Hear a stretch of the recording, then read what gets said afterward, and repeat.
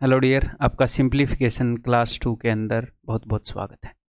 एक और ज़बरदस्त क्लास आपके सामने। आगे बढ़ने से पहले कुछ ज़रूरी बातें कर लेते हैं। मैंने ग्रुप के अंदर देखा कि थोड़े से ढीले पड़े हुए हैं कई लोग, तो ध्यान से मेरी बातों को सुनिएगा, ठीक है। इस स्टेज के ऊपर आप अकेले नहीं हैं, बहुत सारे लोग हैं, और उस स्टेज के ऊपर कौन क्या सोच कर आगे बढ़ेगा यही मैटर करेगा, ठीक है। लोग बतेरे हैं, लेकिन उसके बाद कौन कैसे रिस्पॉन्ड करेगा सिचुएशन के अकॉर्डिंग, वो मैटर करेगा। तो नंबर वन, बहुत सारे बच्चों का ये आ रहा था कमेंट, ऐसी ऐसी बातें आ रही थी कि सर पढ़ाई नहीं हो रही है, ठीक है। तो मेरी बात ध्यान से सुनो, हर एक दिन परफेक्ट नहीं जाएगा, ठीक है। कोई दिन परफेक्ट भी जाएगा, जिस दिन आप सातवें आसमान पर होंगे कि भाई तेरा भाई फोड़ रहा है या तेरी बहन फोड़ रही है, तब भाई ला देंगे अब की बार पेपर में। ऐसा भी आपका दिन जाएगा। कभी कभी ऐसा भी दिन जाएगा, आप अपने आप को कोसोगे, आप गिल्ट में सोओगे कि आज तो काम नहीं हुआ, या फिर आज उतना काम नहीं हुआ, ठीक है। तो हर दिन परफेक्ट नहीं जाएगा, कोई दिन अच्छा, कोई दिन मॉडरेट, कोई दिन बुरा, ऐसे दिन चलते रहेंगे। कभी ज़्यादा दिन अच्छे, कभी लगातार कुछ दिन खराब। तो प्रॉब्लम उस बंदे में नहीं है जिसके सारे दिन परफेक्ट नहीं जा रहे। प्रॉब्लम उस बंदे में है जिसको ये नहीं पता कि ये होता है। जिसको ये पता है कि ये आम सी बात है, ऐसा होता है, तो वो क्या करेगा, वो डिमोटिवेट नहीं होएगा। ये इस प्रोसेस का पार्ट है, ठीक है। कोई भी बंदा अगर आपसे बोल रहा है कि मेरे साथ ऐसा नहीं होता, मैं लिख के दे सकता हूं, वो झूठ बोल रहा है, ठीक है। भले ही वो टॉपर ही क्यों ना हो, है? क्योंकि जो बहुत ज़्यादा पढ़ाई कर रहा है उसके एक्सपेक्टेशंस ज़्यादा हैं, तो उसके हिसाब से उसका दिन खराब जा रहा है, ठीक है। तो कुल मिलाकर मैं ये बोल रहा हूँ कि आपकी पढ़ाई ऊपर नीचे थोड़े होना है, आपका मोटिवेशन अप डाउन होना, ये बिल्कुल प्रोसेस का पार्ट है, ये अनसेपरेबल पार्ट है, ये सेपरेट किया ही नहीं जा सकता अपने इस प्रोसेस से, ठीक है। तो सर हम क्या कर सकते हैं? आप सिर्फ एक ही काम कर सकते हो कि दिन अच्छा नहीं जा रहा, ठीक है, आप अपना काम करते रहो। मॉक टेस्ट में मार्क्स नहीं आए, आप उसको तसल्ली से एनालाइज करो। हाँ सर, तो क्या हमारे मन पर इम्पैक्ट नहीं पड़ेगा? जब मार्क्स कम आएंगे तो आपके मन पर डेफिनेटली इम्पैक्ट पड़ेगा, क्यों नहीं पड़ेगा? अगर आप वाकई में उस जॉब को लेना चाह रहे हैं तो डेफिनेटली इम्पैक्ट पड़ेगा। ऐसा कौन मूर्ख होगा जिसके मन पर इम्पैक्ट नहीं पड़ेगा कम मार्क्स आने से? तो मैं ये नहीं बोल रहा कि अपने मन के ऊपर इम्पैक्ट मत डालो, बट ये देख लो कि ठीक है, मोटा मोटी फिर भी जो दिल को समझा लेगा कि ये पार्ट है, चीज़ें इन द लॉन्ग रन हमें सही चाहिए। आज ठीक हैं, आज ठीक नहीं है, वो नहीं चाहिए हमें, इन द लॉन्ग रन ठीक चाहिए। तो कुछ दिन खराब जाएंगे, कुछ दिन बढ़िया जाएंगे, कुछ दिन मॉडरेट जाएंगे, बस अपने काम को मत छोड़ो। किसी दिन कोई एक सब्जेक्ट ज़्यादा होगा, कोई एक सब्जेक्ट कम होगा, ठीक है। आपने 100% परफेक्ट तैयारी नहीं करनी, आपने बस तैयारी करते रहना है, ठीक है। रिजल्ट उस बंदे का नहीं आता कि जो 100% परफेक्ट काम करता है, रिजल्ट उस बंदे का आता है जो नॉर्मल से भी काम कर दे, बट रोज कर दे, ठीक है। मोटे मोटे रोज कर दे, 7 दिन में से 5 दिन भी रोज कर दे, 6 दिन भी कर दे, 7 दिन में से लगातार, उसका रिजल्ट आता है? उस बंदे का रिजल्ट नहीं आता कि भाई जो 18 घंटे पढ़ रहा है। नहीं, जो यूपीएससी वाले भी बोलते हैं ना मैं 18 घंटे पढ़ता था, मैं आपको ऑनेस्टली बताऊं, बतेरे लोगों से मिलता जुलता हूं, मैं बतेरे स्टूडेंट से मिलता हूं, बतेरे एस्पिरेंट से मिलता हूं, वो झूठ बोल रहे होते हैं। उन्होंने 3 दिन 18 घंटे पढ़ा होगा, या उनका 1 महीने ऐसा दौर आया होगा कि उन्होंने 18 घंटे पढ़ा है। उसके बाद वैसे भी उनकी एवरेज हो सकता है 8, 10, 12 घंटे हो, वो 18 बोल देते हैं।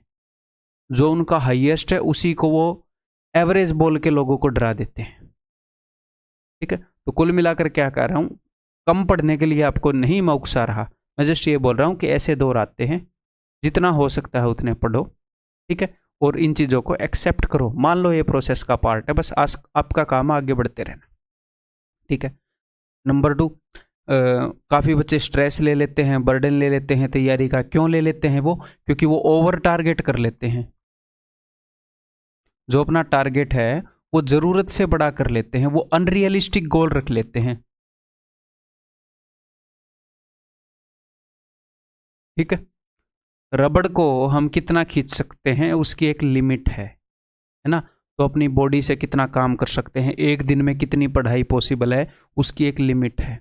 तो आजकल इन्फॉर्मेशन का इतना ओवरडोज है कि एक स्टूडेंट 5-5 लोगों की स्ट्रेटजी देख लेता है। तो नंबर 1, स्ट्रेटजी किसी की मत देखो। आपको जो स्टडी प्लान मैंने बताया है वो रियलिस्टिक स्टडी प्लान है, उसको अपने अकॉर्डिंग थोड़ा सा ट्विस्ट कर लो, ठीक है, हर एक पर्सन के हिसाब से किसी न किसी सब्जेक्ट में थोड़े ऊपर नीचे होंगे। ठीक है, जो मैं स्टडी प्लान बता रहा हूँ, मैं ये बोल रहा हूँ, उसको भी 100% नहीं फॉलो करोगे आप, वो मैंने अपनी समझ के हिसाब से बनाया है। ठीक है, तो उसको आप थोड़ा सा ट्विस्ट करोगे, थोड़ा सा अपने अकॉर्डिंग करोगे, थोड़ा सा अपने अकॉर्डिंग कस्टमाइज कर लोगे उसको। ठीक है, तो ओवर टारगेट नहीं रखना है, जितना आप दिन में नहीं कर सकते उतना टारगेट नहीं बना लेना है भाई। क्लियर है? तो एक दिन में एक दिन का काम करते रहो बस। आपका इतना काम, आपका कितना काम है कि एक दिन में एक दिन का काम होता रहे बस। जब मंडे है तो मंडे को इतना पढ़ लो कि जितना एक दिन में पढ़ा जा सकता है। ट्यूसडे की टेंशन मत लो, जिस दिन ट्यूसडे आएगा तो ट्यूसडे को भी उतना पढ़ लो जितना एक दिन में पढ़ा जा सकता है। सिंपल। मंडे को ट्यूसडे की या वेडनेसडे की टेंशन क्यों ले रहे हो कि क्या मैं एक महीने पढ़ पाऊंगा? अरे भाई, उस एक महीने को आने तो दे बेचारे को, हैं?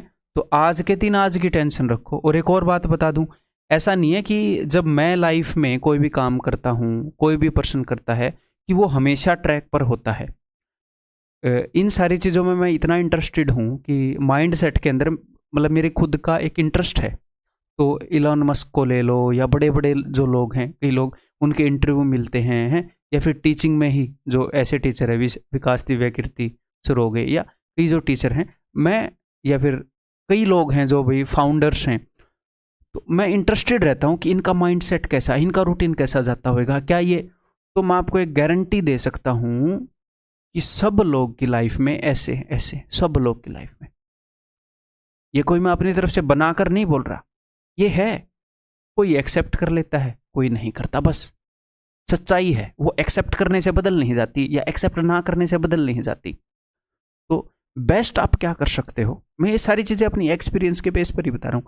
बेस्ट आप क्या कर सकते हो, आज के दिन का काम आज के आज निपटा दो, ठीक, बस कल की टेंशन नहीं लेनी। कल का काम निपटा देना, परसों का काम निपटा देना। अगर इतना भी आपने कर दिया तो जिस दिन एग्जाम होएगा काम कर लोगे आप, मस्त काम करके आओगे। तो फालतू का डिमोटिवेट नहीं होना अगर आप काम कर रहे हो तो, ठीक है। और मैंने एक आधे बच्चे के स्क्रीनशॉट देखे थे, कैट की बुक से स्क्रीनशॉट भेज रखे हैं। दिल तो ऐसा कर रहा है कि मतलब एक लठ लेके आऊँ, कमर तोड़ दूँ उस बंदे की घर पे जाकर। जब आप लोगों को मैंने PDF दे दी और बोल दिया इससे बाहर एक भी क्वेश्चन करने की ज़रूरत नहीं है, अगर इससे बाहर कुछ भी करना है तो मॉक टेस्ट दो सिर्फ, मैं आपका बर्डन घटा रहा हूँ, हैं? और आप कर रहे हो आ बैल मुझे मार जानबूझ के कि अनसक्सेस कहाँ से मिलेगी, यहाँ से अनसक्सेसफुल कैसे होऊंगा मैं, ये उठा लूँ, ये ऐसे लगे हुए हैं कुछ लोग। भाई साहब मान जाओ, मान जाओ, जो आपको कंटेंट दिया है that is more than enough. अगर उतने में आप एक्सपर्ट हो चुके हो, उसके बाद मॉक्स दो, मॉक्स में अपने आप को इम्प्रूव करो, उसमें भी आप एक्सपर्ट हो चुके हो तो अब दूसरे सब्जेक्ट को टाइम दो। और बुक मत उठा कर लाओ, वो मैं उठा कर ला चुका हूँ, ठीक है। आपने मेरे ऊपर ट्रस्ट करके ये ट्रस्ट कर लिया होगा कि सारे कंटेंट को मैं फिल्टर कर चुका हूँ। अगर कोई अच्छा क्वेश्चन एग्जिस्ट करता है और आपको फ़ायदा होगा तो दे दूंगा आपको, ठीक है। क्लियर है, समझ में आ गई बात? आगे बढ़ जाऊँ अब मैं। लो जी, अब पेन नोटबुक और अपना डिस्ट्रैक्शन फ्री माइंडसेट लेकर यहाँ पर आ जाओ। चलिए जी, तो इस क्लास के अंदर हम सिंप्लीफिकेशन को ख़त्म कर देंगे, ठीक है। देखो, तो सबसे पहले हम स्टार्ट करेंगे कंपैरिजन ऑफ फ्रैक्शंस, ये कंसेप्ट करेंगे। तो फ्रैक्शंस का कंपैरिजन कई तरीक़ों से किया जा सकता है, ये मैं आपको क्वेश्चंस के माध्यम से सिखाऊंगा, ठीक है। यहाँ पर नहीं सिखाऊंगा, कई तरीके हैं। क्रॉस मल्टीप्लिकेशन से हम देख सकते हैं, अप्रोक्सीमेशन वगैरह हम कर सकते हैं, ये देख सकते हैं कि न्यूमरेटर कितना बढ़ा, डिनोमिनेटर कितना बढ़ा, ठीक है। जैसे यहीं पर बता दूं, मैं क्रॉस मल्टीप्लिकेशन का एग्जाम्पल बता दूं, जो मैं यहाँ पर बता पाऊंगा वो मैं यहीं पर बता देता हूँ, ठीक है। मान लो यहाँ पर है 3/8 एक फ्रैक्शन, और यहाँ पर है 2/5। तो यहाँ पर अगर आपने देखना है कौन सी बड़ी है, वैसे तो हमें इनकी परसेंटेज ही पता है, ये 40% है, ये 37.5 है, वो बड़ी है। अदरवाइज हम क्या करेंगे, हम क्रॉस मल्टीप्लाई करेंगे। 8 दूनी 16, 5 तिये 15, न्यूमरेटर की साइड लिखोगे चीज़ों को, ये नहीं है कि 3 5 15 इधर लिख दो। जो न्यूमरेटर है, जो न्यूमरेटर इन्वॉल्व हुआ है उसकी तरफ लेकर आओगे, डिनोमिनेटर को अंश की तरफ लिखेंगे। 5 तिये 15, 8 दूनी 16, 16 बड़ा है, तो इसका मतलब दिस फ्रैक्शन इज बड़ी। क्लियर? देन अप्रोक्सीमेट करने का तरीका क्वेश्चन के हिसाब से बताऊंगा। Change in numerator and denominator, ये भी देख लो। मान लो मैंने एक फ्रैक्शन बताई 3/13 और यहाँ पर एक फ्रैक्शन बताई 30/, मान लो 38, ठीक है। तो आप इसको क्रॉस मल्टीप्लाई करके भी कर सकते हो, कोई दिक्कत नहीं है? लेकिन कई बार क्वेश्चन के हिसाब से कुछ बढ़िया रहता है, कई बार कुछ बढ़िया रहता है, तो सब कुछ बताऊंगा आपको क्वेश्चन के अकॉर्डिंग। वहां पर जो स्ट्राइक करेगा वैसे करोगे, ठीक है। रटनी नहीं है, चीजें समझनी है। तो देखो यहाँ पर न्यूमरेटर कितने गुना हो गया, यहाँ पर न्यूमरेटर हो गया, अच्छा मैंने गड़बड़ कर दी यहाँ पर, आई डिड ए गड़बड़, ये तो डेफिनेटली बड़ी आपको लगी रही होगी, है ना। रकम थोड़ी सी अच्छी लेता हूँ, ऐसे, ठीक, मान लो ये है। तो यहाँ पर आप देखो न्यूमरेटर 10 गुना हो गया, हाँ जी सर न्यूमरेटर तो 10 गुना हो गया। तो अब डिनोमिनेटर कितना हुआ, 10 गुना हुआ कि नहीं? 13 का 10 गुना है 130, 130 से कम है तो ये 10 गुना नहीं हुआ।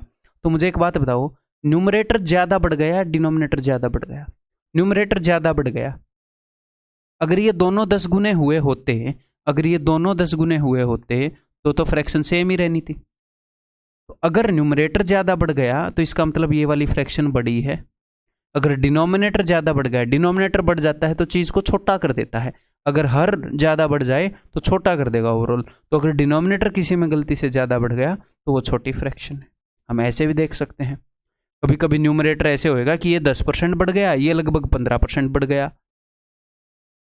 तो डिनोमिनेटर 15% बढ़ गया, वो ज्यादा बढ़ गया। गुणा में देखेंगे हम हमेशा चीजों को, ठीक है। तो भैया फ्रैक्शन तो छोटी होगी तो वो वाली छोटी हो जाएगी, तो समझ गए। नेक्स्ट हम पैटर्न वगैरह कुछ ऑब्जर्व कर सकते हैं, तो अकॉर्डिंग टू क्वेश्चन मैं आपको बताऊंगा कैसे कैसे पैटर्न आ सकते हैं, ठीक है। मैं आपको सिखा दूंगा कि पैटर्न कैसे ऑब्जर्व कर सकते हैं। तो जो आए हुए क्वेश्चन है उनके ऊपर करेंगे, ठीक है। देखो भाई, which of the following statement is are true, तो देखो जरा कैसे इसको हम कर सकते हैं, ठीक है। तो नंबर 1 हम इसको कर सकते हैं क्रॉस मल्टीप्लीकेशन से, ऐसे। अगर 308 को मैं यहाँ पर लाऊं तो ये हो गया 924, और इसको यहाँ पर ले जाऊँ तो ये हो गया 990, ठीक है। तो 990 बड़ा है, हाँ जी ये बड़ा है, ये वाली रिलेशन तो ठीक है। उसके बाद आप फिर से ऐसे क्रॉस मल्टीप्लाई कर सकते हो, तो ये हो जाएगा 7 × 21, 2100 समथिंग, और ये हो जाएगा 9 दूनी 18, 1800 समथिंग, मतलब 2000 समथिंग होएगा, 2025। इसको यहाँ पर लाओगे तो 2025, इसको लेकर जाओगे तो 2156, तो ये वाला बड़ा है, तो ये भी ठीक है, तो यानी कि दिस इज ठीक। अब ये और देखो एक सिंप्लीफिकेशन का क्वेश्चन है, यहाँ पर बच्चे जो गलती करते हैं वो मैं आपको बता देता हूँ। वो यहाँ पर 99 कॉमन ले लेते हैं। अगर आप 99 कॉमन ले लेते हो तो यहाँ पर बच जाएगा 1/7, फिर यहाँ पर आ जाएगा 2/7, एंड ऐसे ऐसे करके 6/7, ठीक है। उसके बाद 99 इंटू 1 से लेकर 6 तक वो हो जाएगी जी टोटल 1 2 3, 6 × 7/2 21, 21/7, 7 × 21, और फिर वही आ जाएगा कितना, 279 तो नहीं आएगा, है ना, 3 में 27, 397 आ जाएगा। इसने 279 क्यों लिखा है, ये 279 300 से कम है, यहाँ पर 6 बार तो 99 ही आ गया। ये हम डायरेक्टली देख सकते हैं, ठीक है। मैं सिर्फ ये क्वेश्चन सोल्व करना नहीं बता रहा, यहाँ पर सिर्फ 300 है तो 99 6 बार आ चुका है, तो 300 से तो वैसे ही बड़ा है, तो ये तो बाय डिफॉल्ट हमें पता ही है कि ठीक नहीं है, ठीक है। लेकिन ऐसे क्वेश्चन आते हैं, आप क्या गलती कर सकते हो, तो भाई ये 99 इंटू 1/7 नहीं है, ये 99 प्लस 1/7 है। तो यहाँ पर ये गलती नहीं करनी कि 99 कॉमन ले लिया, ठीक है। यहाँ पर क्या करना है, 99 प्लस 1/7, 99 प्लस 2/7, ऐसे ही 6 बार आया है, तो हमारे पास 99 इंटू 6 है, plus 1/7 plus 2/7 and so on 6/7। तो ये अपने पास हो गया 594। इसको मैं देख रहा हूँ 100 - 1, 600 में से 6 घटा दिया, प्लस 21/7 यानी कि 3, तो 597, ठीक है। क्लियर है, तो यहाँ पर ये गलत हो गया, आंसर इज ओनली 1। इसको एक और तरीके से हम कर सकते हैं, कैसे कर सकते हैं देखें जरा, वैसे कर पाएंगे, हाँ जी। इसको अप्रोक्सीमेट कर लेते हैं, जैसे ऊपर सिंपल सिंपल चीजें हैं 3 9 7, वो कई बार ऐसी सिंपल सिंपल चीजें देगा जिनका पहाड़ा आपको आता है, तो आपके लिए बहुत ईजी हो जाती हैं चीजें। अगर मैं यहाँ पर काटूं 3/110 को काटूं तो 3 × 1 = 3, ठीक है, 3 × 3 = 9, 3 × 6 = 18, 36 पॉइंट समथिंग, 3 3 9 3 6 18 36 पॉइंट समथिंग, इतनी अप्रोक्सीमेशन ही काफ़ी है। उसके बाद अगर मैं 9 से काटूँ, 9 एकम 9, 9 तिये 27, 3 और 8, 9 चौके 36, 34 पॉइंट समथिंग। उसके बाद मैं काट दूँ 7 से, 7 तिये 21, 7 दूनी 14, 32 पॉइंट समथिंग। तो सबसे बड़ा डिनोमिनेटर किसका है? इसका। तो ये सबसे छोटा है, सबसे छोटा डिनोमिनेटर है, लेकिन ये डिनोमिनेटर है, हर है। अगर ये छोटा है तो ओवरऑल चीज़ बड़ी होगी, तो ये बड़ा है और ये इससे बड़ा है, तो ठीक है। इसको मैं बोल रहा था अप्रोक्सीमेशन। ठीक है, तो हम अकॉर्डिंग टू क्वेश्चन हम ऐसी 4-5 चीज़ें सीख लेंगे, कभी भी फ्रैक्शन कंपेयर करनी पड़ेगी, अकॉर्डिंग टू क्वेश्चन हम उस काम को कर पाएंगे। ठीक है भाई, तो 2017 में बढ़िया बढ़िया क्वेश्चन आए थे कुछ फ्रैक्शन कंपैरिजन के, उनके थ्रू मैं आपको सिखाऊंगा। यहाँ पर ये देखो, सबसे पहले तो सबसे पहले वाला ये देख लेते हैं। यहाँ पर क्या है? यहाँ पर है -5 और -1/5, ऐसे देख सकते हैं। ये क्या होता है? ये होता है 5 1/5 क्या होता है? वो होता है 5 + 1/5। तो माइनस लगा है तो -5 -1/5। यहाँ पर है -2 एंड -1/10। तो -5 और -2 तो -7, 17 में से 7 गए 10, 10 और 11 21, यहाँ पर 21 तो 1 आ गया। उसके बाद यहाँ पर है 1/2, 1/2 और 3/4, तो ऊपर 2 से गुणा कर रहा हूँ, 2/4, 2 और 3 5/4, ये हो गया 5/4। ठीक है, आगे क्या बच गया? 1/5 और 1/10, इसको मैंने कर दिया 2/10, 2 और 1 3/10, -3/10। बस ये आपने सोल्व करना है। ठीक है भाई, तो कर लें इसको। 10 5 50, 4 3 12, तो ये हो जाएगा 38/40। ठीक है, यानी कि 19/20। ठीक है, 20 इंटू दिस 420, 439/20, यही है क्या? यही है, तो ये ठीक हो गया। उसके बाद अगला देखो, अब ये फ्रैक्शन कंपैरिजन वाला है, तो यहाँ पर आप क्रॉस मल्टीप्लाई कर सकते हो इजीली, क्रॉस मल्टीप्लाई कर सकते हो, कोई दिक्कत नहीं है। या फिर वैसे भी कंपेयर कर सकते हो, काट के कंपेयर कर लो। अगर मैं इनको काटूँ, 9 एकम 9, 9 एकम 9, 9 एकम 9 और 9 नी में 81, 119 पॉइंट समथिंग, सही किया ना मैंने? 9 एकम 9, 9 एकम 9, 9 नी में 81। 11 से अगर मैं काटूँ तो 11 102, 1100 है, 100 पर तो वो गया, 11 दूनी 22, 102 पॉइंट समथिंग। अगर मैं 12 से काटूँ तो 101। एक्चुअल आए हुए क्वेश्चन है, तो अगर हमें ऊपर वाली चीज़ों का पहाड़ा आ रहा है तो हम ऐसे कर सकते हैं। तो अब मुझे एक बात बताओ, सबसे छोटा कौन सा है? ये तो ये बड़ा हो गया। सबसे सबसे छोटा मतलब सबसे बड़ा नंबर कौन सा है? ये डिनोमिनेटर में तो ये सबसे छोटा हो गया, तो ये है। उसने वहाँ पर उल्टा दे रखा है, तो ये गलत हो गया। क्लियर है? देन नेक्स्ट, यहाँ पर आपको एक पैटर्न नजर आएगा। ये पैटर्न विल बी नजर आइंग टू यू। यहाँ पर देखो क्या पैटर्न है? नीचे वाला 2 बड़ा है, नीचे वाला 2 बड़ा है, नीचे वाला 2 बड़ा है, ये एक पैटर्न नजर आ रहा है। तो अब मैं क्या करूँगा, जब भी आपको ऐसा पैटर्न नजर आए ना कि सेम डिफरेंस है, मैं आपको चीज़ें रटवा सकता हूँ, लेकिन हो सकता है कभी कभी ऊपर वाला बड़ा हो जाए, कभी नीचे वाला बड़ा हो जाए, तो हम रटेंगे नहीं। हम क्या करेंगे, हम जब भी नीचे वाला बड़ा हो तो हम ये देख लेंगे कि अच्छा नीचे वाला 2 बड़ा है, तो यहाँ पर नीचे वाला कितना बड़ा है? 1 बड़ा है। अब ये तो मैंने छोटा सी वैल्यू ले ली, अब एक मैं बड़ी सी वैल्यू ले लूंगा। मतलब मैंने किया क्या, मैंने ये कर लिया, मैं ऑब्जर्व कर रहा हूं, इसको मैं बोल रहा था ऑब्जर्वेशन। मैं ऑब्जर्व कर रहा हूं, मैंने छोटी वैल्यूज यूज की जिनमें 1 का डिफरेंस था, यहां पर बड़ी वैल्यूज यूज की जिनमें 1 का डिफरेंस था। यहां पर भी नीचे वाला 1 बड़ा, यहां पर भी नीचे वाला 1 बड़ा। अगर नीचे वाला सेम बड़ा हो सब में तो क्या होता है? तो अब मुझे बताओ, ये बड़ा है या ये तो हो गया 50%, 1/2 इज 50%, 50% दो में से एक, ये 99.9% है। तो जब भी वैल्यूज बड़ी होंगी ना, वो बड़ा होगा। तो इसमें वैल्यूज बड़ी कहाँ पर है? अब चाहे ऊपर वालियों को कंपेयर कर लो या नीचे वालियों को, कंफ्यूज मत होना। अब 157 सबसे बड़ी है तो ये बड़ा है, ये सबसे बड़ा, उससे छोटा ये, उससे छोटा ये सबसे बड़ा है, ये छोटा दिखा रखा है, गलत बात।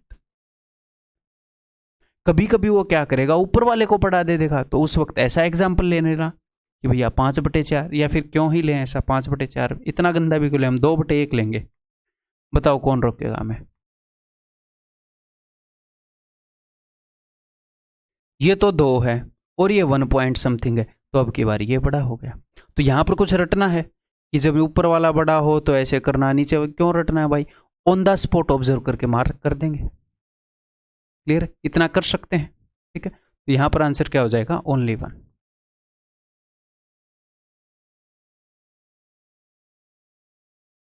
विच of the following statement is are true, तो बताओ भाई। क्रॉस मल्टीप्लाई करके कर सकते हैं, डेफिनेटली कर सकते हैं, इनको क्रॉस मल्टीप्लाई करके कर लें, इनको कर लें, और वैसे भी अप्रोक्सीमेट कर सकते हैं। देखो 3 से काटूंगा, 3 एकम 3, तो 3 से कितने पर जाएगा, 23 पॉइंट समथिंग होएगा, 24 से बेहतर होता है। 5 से काटूंगा तो 18 पॉइंट समथिंग होएगा, ठीक है। 7 से काटूंगा तो 7 एकम 7, 7 चौके 28, 14 7 98 होता है, 14 पॉइंट समथिंग होएगा। तो ये छोटा है तो ये सबसे बड़ा है, फिर उसके बाद ये है, फिर ये सबसे छोटा है, यही उसने दे रखा है, तो ठीक है।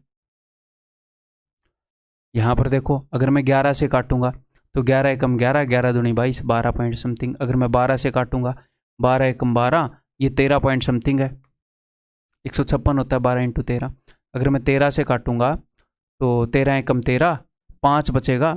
अब मेरी बात को ध्यान से सुनो, 5 बचेगा और 1 51, 13 चौके 52 होता है। तो ये जो है ये 14 से थोड़ा सा छोटा है, और ये जो है ये 13 से थोड़ा सा बड़ा है, ये 14 से थोड़ा सा छोटा है।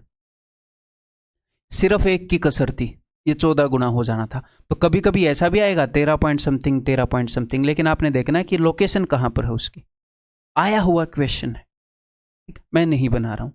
फिर भी आप बोलो कि अगर बिल्कुल ही कंफ्यूज कर दे तो भाई या तो परसेंटेज वाइज देख लोगे या क्रॉस मल्टीप्लाई देकर मारो, खत्म करो बात को, डन। ठीक, तो यानी कि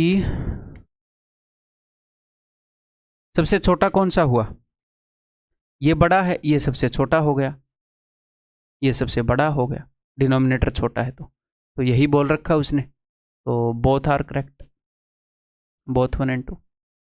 क्लियर है, क्लियर है। एक और पैटर्न ऑब्जर्व करने वाली, जैसे मैंने 2 बड़ा 2 छोटा वाला बताया था, ऐसे ही ये भी पैटर्न ऑब्जर्व कर पाओगे इसमें, बताओ। मतलब पैटर्न क्या है,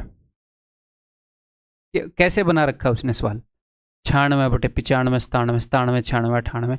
उसने क्या किया, उसने 4 नंबर ले रखे हैं, देखो 95, 96, 97, 98, उसी से सवाल बना दिया। तो ठीक है भाई, कोई दिक्कत नहीं है।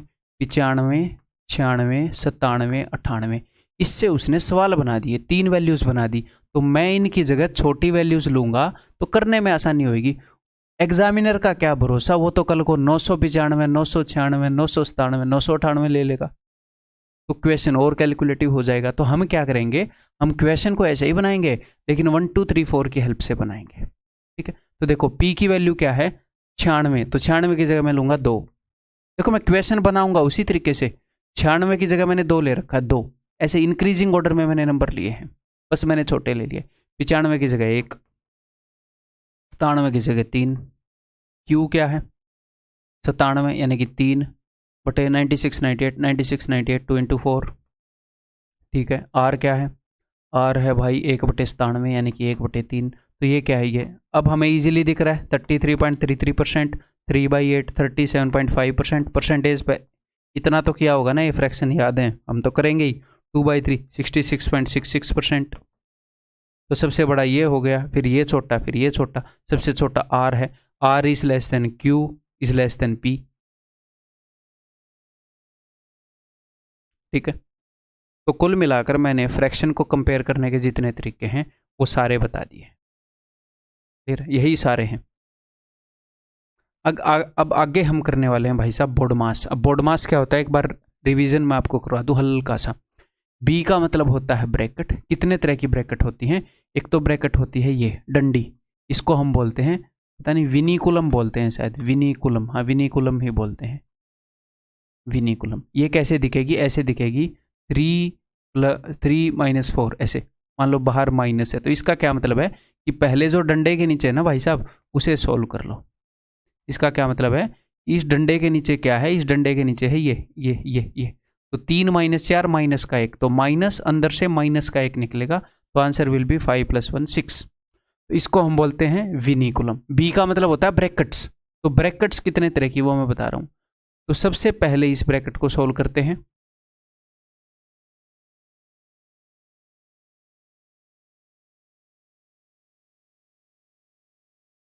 देन उसके बाद इस ब्रैकेट को सोल्व करते हैं, उसके बाद इस ब्रैकेट को सोल्व करते हैं, उसके बाद इस ब्रैकेट को सोल्व करते हैं। ठीक है, तो इनको मैं ऐसे लिखता हूं, पहले इसको सोल्व करेंगे, फिर ये ऐसे मिलेगी, फिर ये ऐसे मिलेगी, फिर ये ऐसे मिलेंगी। ये सारी क्या होगी, ये सारी हो गई ब्रैकेट्स, BODMAS में ब्रैकेट्स। उसके बाद ओ का मतलब होता है ऑफ, ऑफ का मतलब होता है हाफ ऑफ 40, तो क्या होता है 20, कैसे आएगा 1/2 इंटू 40 20। ऑफ का मतलब होता है मल्टीप्लीकेशन, हाफ ऑफ 3 ऑफ, तो 3 ऑफ का मतलब होता है 3 टाइम ऑफ दिस, तो मल्टीप्लीकेशन होएगा। तो ये जस्ट क्या है कि कौन सी चीज पहले सोल्व करनी है कौन सी बाद में। ठीक है, ऑफ। फिर डी फॉर डिवीजन, अगर पहले हमारे पास ऑप्शन होएगा तो ब्रैकेट्स सोल्व करेंगे, ब्रैकेट्स में ये वो होएगा, नंबर होएगा, ये ऑर्डर होएगा, फिर हम ऑफ सोल्व करेंगे, फिर डिवीजन सोल्व करेंगे, उसके बाद मल्टीप्लिकेशन सोल्व करेंगे। ऑफ का मतलब मल्टीप्लिकेशन है, बट ये वाला मल्टीप्लिकेशन पहले सोल्व होगा डिवीजन से भी। ठीक है, फिर M for multiplication, A for addition, S for subtraction. ठीक है, ये आप आगे पीछे भी कर सकते हो, सच बताऊं तो इनको इस ऑर्डर में करने की जरूरत नहीं है। मल्टीप्लिकेशन एंड सब्ट्रैक्शन को कैसे भी कर लो, फर्क नहीं पड़ता। ठीक है, तो इतनी थ्योरी है इसकी, है ईयर 1 क्लियर करके आया, इतनी theory is more than enough. अब मैं डायरेक्टली कुछ क्वेश्चन प्रैक्टिस करवाऊंगा इसके, बहुत ज़्यादा प्रैक्टिस नहीं करवाऊंगा, बहुत कम प्रैक्टिस नहीं करवाऊंगा, कुछ क्वेश्चन प्रैक्टिस करवाऊंगा जिनमें मैं आपको छोटी छोटी चीज़ें सिखा सकता हूँ। हो सकता है आपको ये लगे कि सर सिंप्लीफिकेशन में क्या ही सिखाओगे, थोड़ी मोटी छोटी मोटी चीज़ें सिखाई जा सकती हैं। तो ऐसे ऐसे मैंने कुछ क्वेश्चन उठाए हैं जिनके माध्यम से मैं थोड़ी मोटी चीज़ें सिखा दूँ। फिर बाकी के जो सिंप्लीफिकेशन के क्वेश्चन हैं, ये BODMAS वाले, जनरली BODMAS वाले आते हैं, लेकिन बाकी जो मैं आपको बता रहा हूँ वो भी आते हैं। ठीक है, तो वो क्वेश्चन प्रैक्टिस के लिए दे दूंगा, वो आपने खुद करने हैं, उनके टेक्स्ट सॉल्यूशन दे दूंगा लिख करके, जैसे होमवर्क की तरह दे रहा हूँ ना क्वेश्चन को, वैसे ही इसी स्लाइड के एंड में वो आपको मिल जाएंगे एक्स्ट्रा वाले क्वेश्चन। ठीक है मेरे भाई, तो क्या बोल रहा था मैं, हाँ, सिंप्लीफिकेशन के क्वेश्चंस में एक प्रॉब्लम होती है। क्या प्रॉब्लम होती है, कभी कभी ये क्वेश्चन ऐसे आते हैं कि थोड़े से कैलकुलेटिव होते हैं, या फिर कैलकुलेटिव ना भी होते हों तो इनके अंदर थोड़ी सी ज़्यादा स्टेप्स होती हैं। एक बार इसको इससे भाग किया, फिर गुणा किया, फिर इसमें से घटाया, भाग करके ऑफ के कारण मल्टीप्लाई किया, ऐड किया, तो स्टेप्स बढ़ गई। तो जितनी ज़्यादा स्टेप्स उतने ही गलती करने के चांसेस ज़्यादा। और सिंप्लीफिकेशन के क्वेश्चन को, क्योंकि ये आते सबको हैं, आप कर ही सकते हो, जमा घटा गुणा भाग ही करना है, तो सबको आते हैं, तो ओवर कॉन्फिडेंट हो जाते हैं, तो थोड़ी सी ज़्यादा स्पीड में करते हैं, तो गलती करने के चांस हो जाते हैं। तो सिंप्लीफिकेशन के क्वेश्चन को आप मानो मेरी बात, 80% बंदे इजीली 2 बार में कर रहे हैं। क्यों कर रहे हैं 2 बार में, क्योंकि पहले तो इतनी स्पीड से करेंगे कि कोई ना कोई गलती हो जाएगी, फिर इतनी स्टेप्स के अंदर गलती ढूंढनी मुश्किल है, फिर उसको दोबारा से करना पड़ेगा। और कई बंदे तो ऐसे हैं 2 बार में भी नहीं करेंगे, उसके बाद गलती कर देंगे, फिर उसके हाथ पैर फूल जाएंगे, फिर उसको तीसरी बार करेंगे। तो विजेता कौन है, विजेता वो है जो इसको एक बार में कर ले, भले ही 10 सेकंड एक्स्ट्रा ले ले। शांति से करो, शांति से, फर्स्ट अटेम्प्ट में सिंप्लीफिकेशन का क्वेश्चन निकलना चाहिए। और कुछ क्वेश्चन सिंप्लीफिकेशन के ऐसे होंगे जो सिंपल होंगे, उनको राउंड 1 में करो। कुछ क्वेश्चन ऐसे होंगे जो नहीं होंगे सिंपल, आपको देख के लगेगा कि यार मतलब कुछ ज़्यादा ही बड़ा हो गया, उसको राउंड 2 में कर लेना, मार्क एंड रिव्यू कर देना।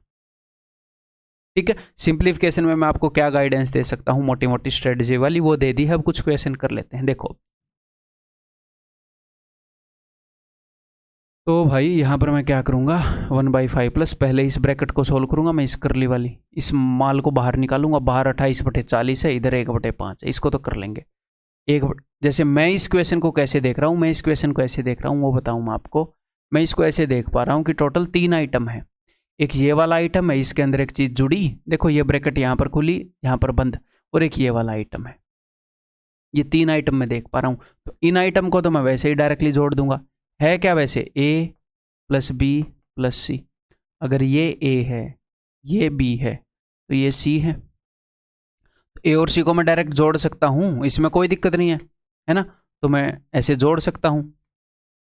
मुझे पता है ये 1/5 है, उधर 28/40 है, तो इसको हम लिख सकते हैं भैया 14/4 से 7/10। और ये क्या है 1/5 यानी कि 2/10, तो 2 और 7 9/10, तो 9/10 में लिख सकता हूँ अगर मैं चाहूँ तो। ठीक है, जस्ट मैं आपको क्लैरिटी दे रहा हूँ। क्वेश्चन आते ही ऐसे सीधा लग नहीं जाना है। क्वेश्चन आया लग गए, ऐसे हाथ पांव फूल गए, थोड़ा 1-2 सेकंड देख सकते हो। ठीक, अब देखो भाई, अब मैं इस डिब्बे को सोल्व कर रहा हूँ। वैसे इनको मैं बाद में ही करता, सच बताऊँ तो इनको है। अब मैं डिब्बे को कर रहा हूँ 1/7 गुणा में। देखो अब कैसे करेंगे। ऑफ का क्या मतलब है, ये पहले सोल्व होगा 1/7 इंटू दिस, तो ये इसके साथ मल्टीप्लाई होएगा ऑफ, तो इंटू 25/42। ठीक है भाई।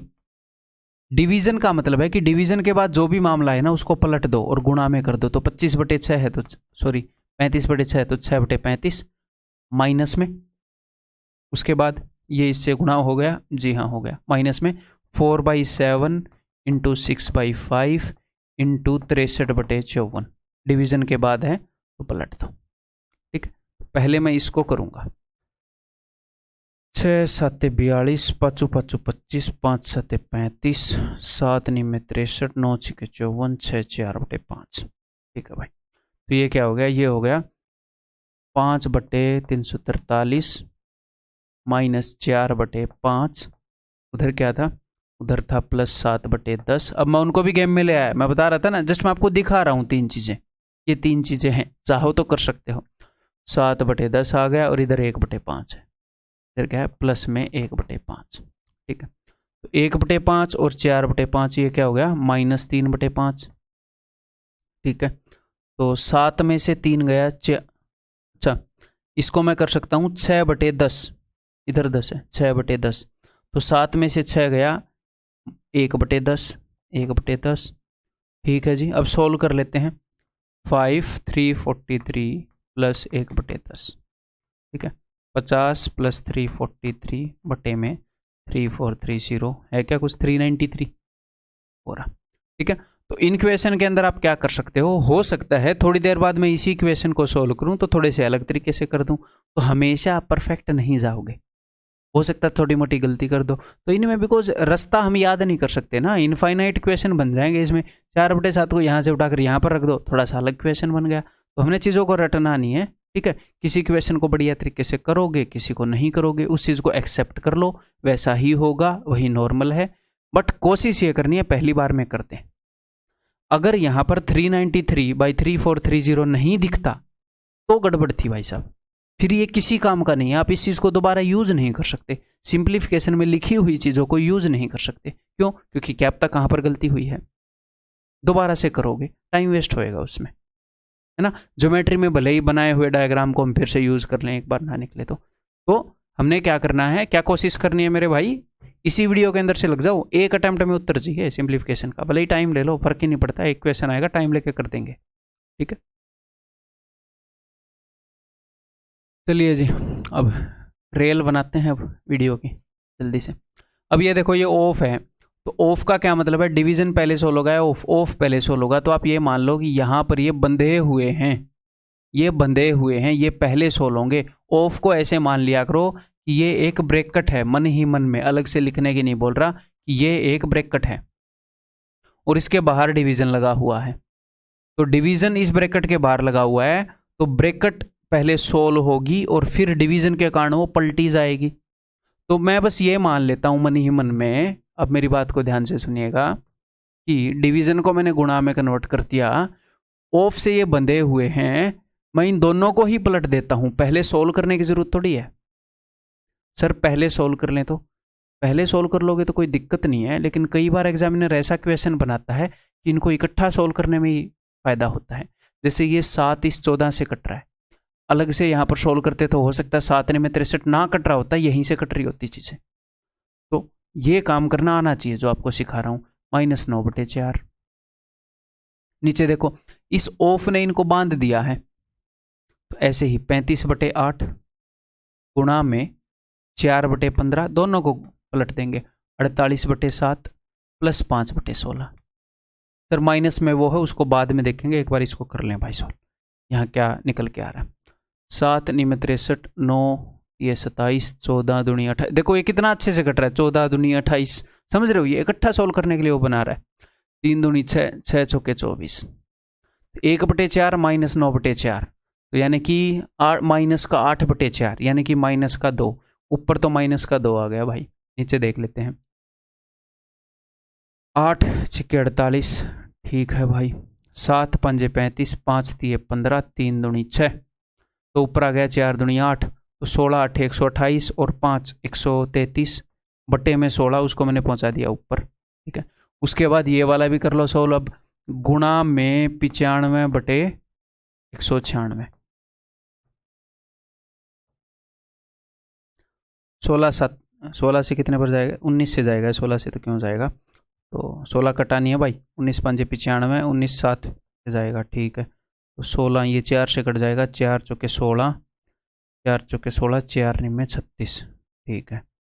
यही है क्या, माइनस का तो है यार, अच्छा माइनस का है वहाँ पर, 5 चौके 20 तो 40, माइनस का 40 बटे में 343, हाँ ये रहा, ठीक है। जैसे अभी मेरी जान निकल गई होती कि माइनस का कहाँ गलती होगी यार, अब पूरा करना पड़ेगा, तो ऐसे ही पेपर में जान ना निकले, इसलिए ध्यान से करो, ठीक है। सावधानी हटी दुर्घटना घटी, तो इसलिए सावधानी नहीं हटानी है। ना तो किसी टॉपिक को लाइटली लेना कि आप उसमें गलती कब होती है, सिली मिस्टेक कब होती है, जब लाइटली ले लेते हो, और ना किसी फालतू में डरना है कि ज्योमेट्री से डरे बैठे हैं, ट्रिग्नोमेट्री से डरे बैठे हैं। अगर कोई बंदा अलजेब्रा से पहले डरा बैठा था, तो अलजेब्रा पूरी होने के बाद अब लग रहा है डर, अगर आपने अच्छे से की हो तो, जो मैंने बातें बताई वो मानी हो तो, नहीं लग रहा होगा ना, तो सारे टॉपिक को ऐसे ही कराऊंगा मेरे भाई। मेरा कोई अलजेब्रा से खास रिलेशन नहीं है कि उसको अच्छे से करा दूंगा, ज्योमेट्री को नहीं कराऊंगा, सारे को उसी तरीके से कराऊंगा, बस आप पढ़ो, ठीक है। और मैं हर तरह के, भले ही ये क्वेश्चन इजी है, मैं हर तरह के क्वेश्चन जो आज के दिन आ रहे हैं सारे मैं आपको दिखाऊंगा, मैं दिखाऊंगा सारे, मेरे को ये मेरी जिम्मेवारी लगती है, ठीक है। देखो ये बोल रहा है विच of the following option has greatest value, किसकी ग्रेटेस्ट वैल्यू है। ऑफ कोर्स हम इसको सोल्व कर सकते हैं, लेकिन कुछ ऐसे भी क्वेश्चन हमारे पास दिख सकते हैं जिनमें हमें सारा सोल्व ना करना पड़े। देखो नेगेटिव है, नेगेटिव है, नेगेटिव है, नेगेटिव है, ये नेगेटिव वैल्यू आएगी सारी, नेगेटिव नेगेटिव नेगेटिव, सारी नेगेटिव वैल्यू आएगी। अब ये देखो, इसको देखो जरा, नेगेटिव है, सिर्फ 2 नेगेटिव हैं, ये पॉजिटिव है, तो ये ओवरऑल पॉजिटिव आएगी, तो ये तो हो ही नहीं सकते। अब नीचे देख लेते हैं, नेगेटिव नेगेटिव, तो यहाँ से तो नेगेटिव ही निकलेगा, और ये भी नेगेटिव, ओवरऑल नेगेटिव होएगा, गुणा में 4 होएगा, ये नेगेटिव होएगा, पॉसिबल ही है, सोल्व ही नहीं करना। और आया हुआ क्वेश्चन है SSC CHSL 10 जून 2022 शिफ्ट 3, ठीक है, क्लियर है। तो ये नहीं है कि ज़रूरी नहीं है कि आपको भी वैसे ही स्ट्राइक हो गया हो या हमेशा ऐसे ही नेगेटिव पॉजिटिव आएगा, बस छोटी छोटी चीज़ें हम सीख रहे हैं, हमें पता होना चाहिए। देखो अब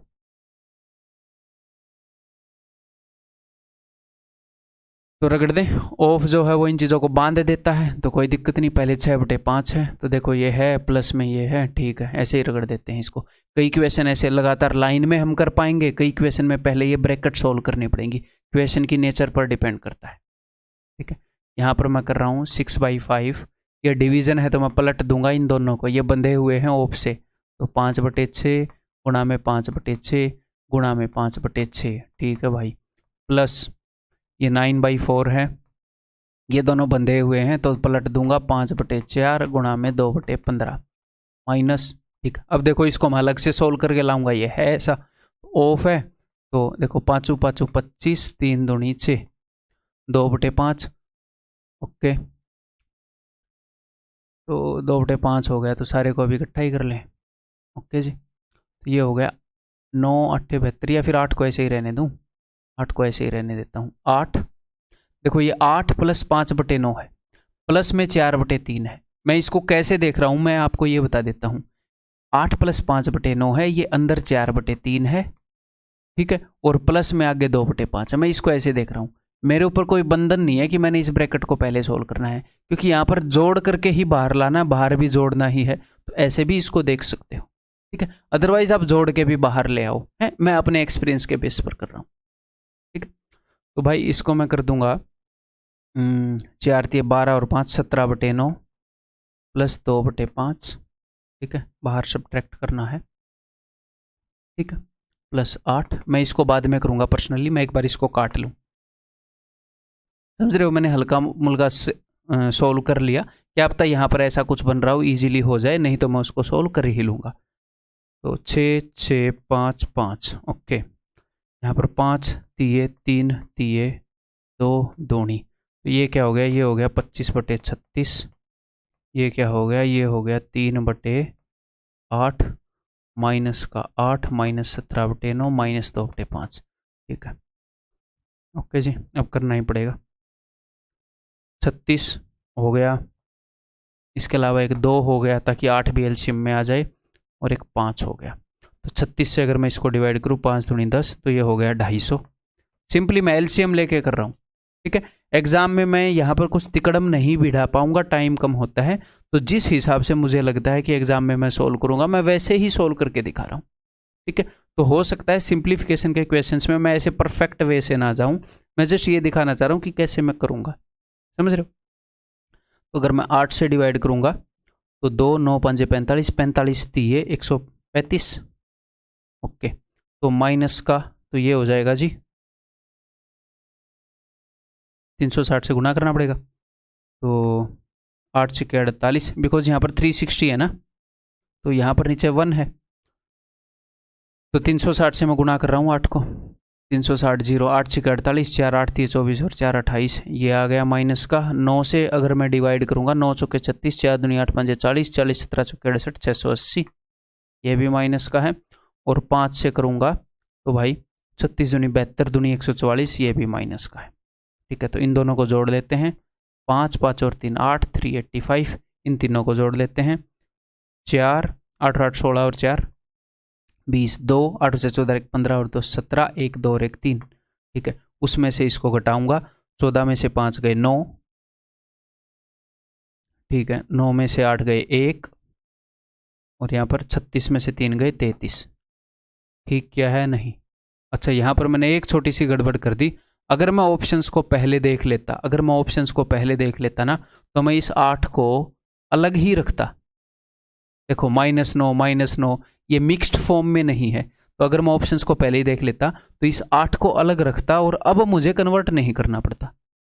ठीक है, तो तब अगर हम ऑप्शन को देख लेते तो क्या करते, वो देख लेते हैं। अब तो आप कन्वर्ट कर ही सकते हो, फिर से करते हैं एक बार।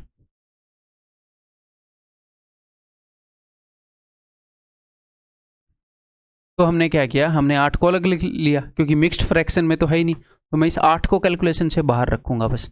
तो फिर से करते हैं, मैंने वो मिटोना नहीं चाहिए था, इन सब का तो था ही ना, तो कोई नहीं, एक बार फिर से प्रैक्टिस हो जाएगी। 36 से डिवाइड किया तो 250, ठीक है, और 8 से डिवाइड करूँगा 2 4 45 थी 135, प्लस वाले हो गए सारे 5 8 3, ठीक है। उसके बाद 9 से डिवाइड करूँगा, 4 दूनी 8 5 40, माइनस का 680, और 5 से अगर डिवाइड करूँगा 36 दूनी 72 दूनी 144, ठीक है। अगर किसी बच्चे को कैलकुलेशन समझ में ना आए जिस हिसाब से मैं कर रहा हूँ, तो जस्ट मैं कैलकुलेशन ही कर रहा हूँ, ठीक है, और समझने की कोशिश करो, क्यों नहीं आएगी। 4 8 और 4 12, 6 और 1 7 और 1 8, ठीक है। तो 14 में से 5 गए 9, और 11 में से 8 गए 3, 7 में से 3 गए 4। तो माइनस का 8 मेरे पास ऑलरेडी रखा हुआ है, और नीचे क्या है 360, ये 360 से बड़ा है क्या? हाँ जी, 360 से बड़ा है। तो एक बार फिर से मैं इससे डिवाइड करूंगा इसको, तो क्या आएगा -1।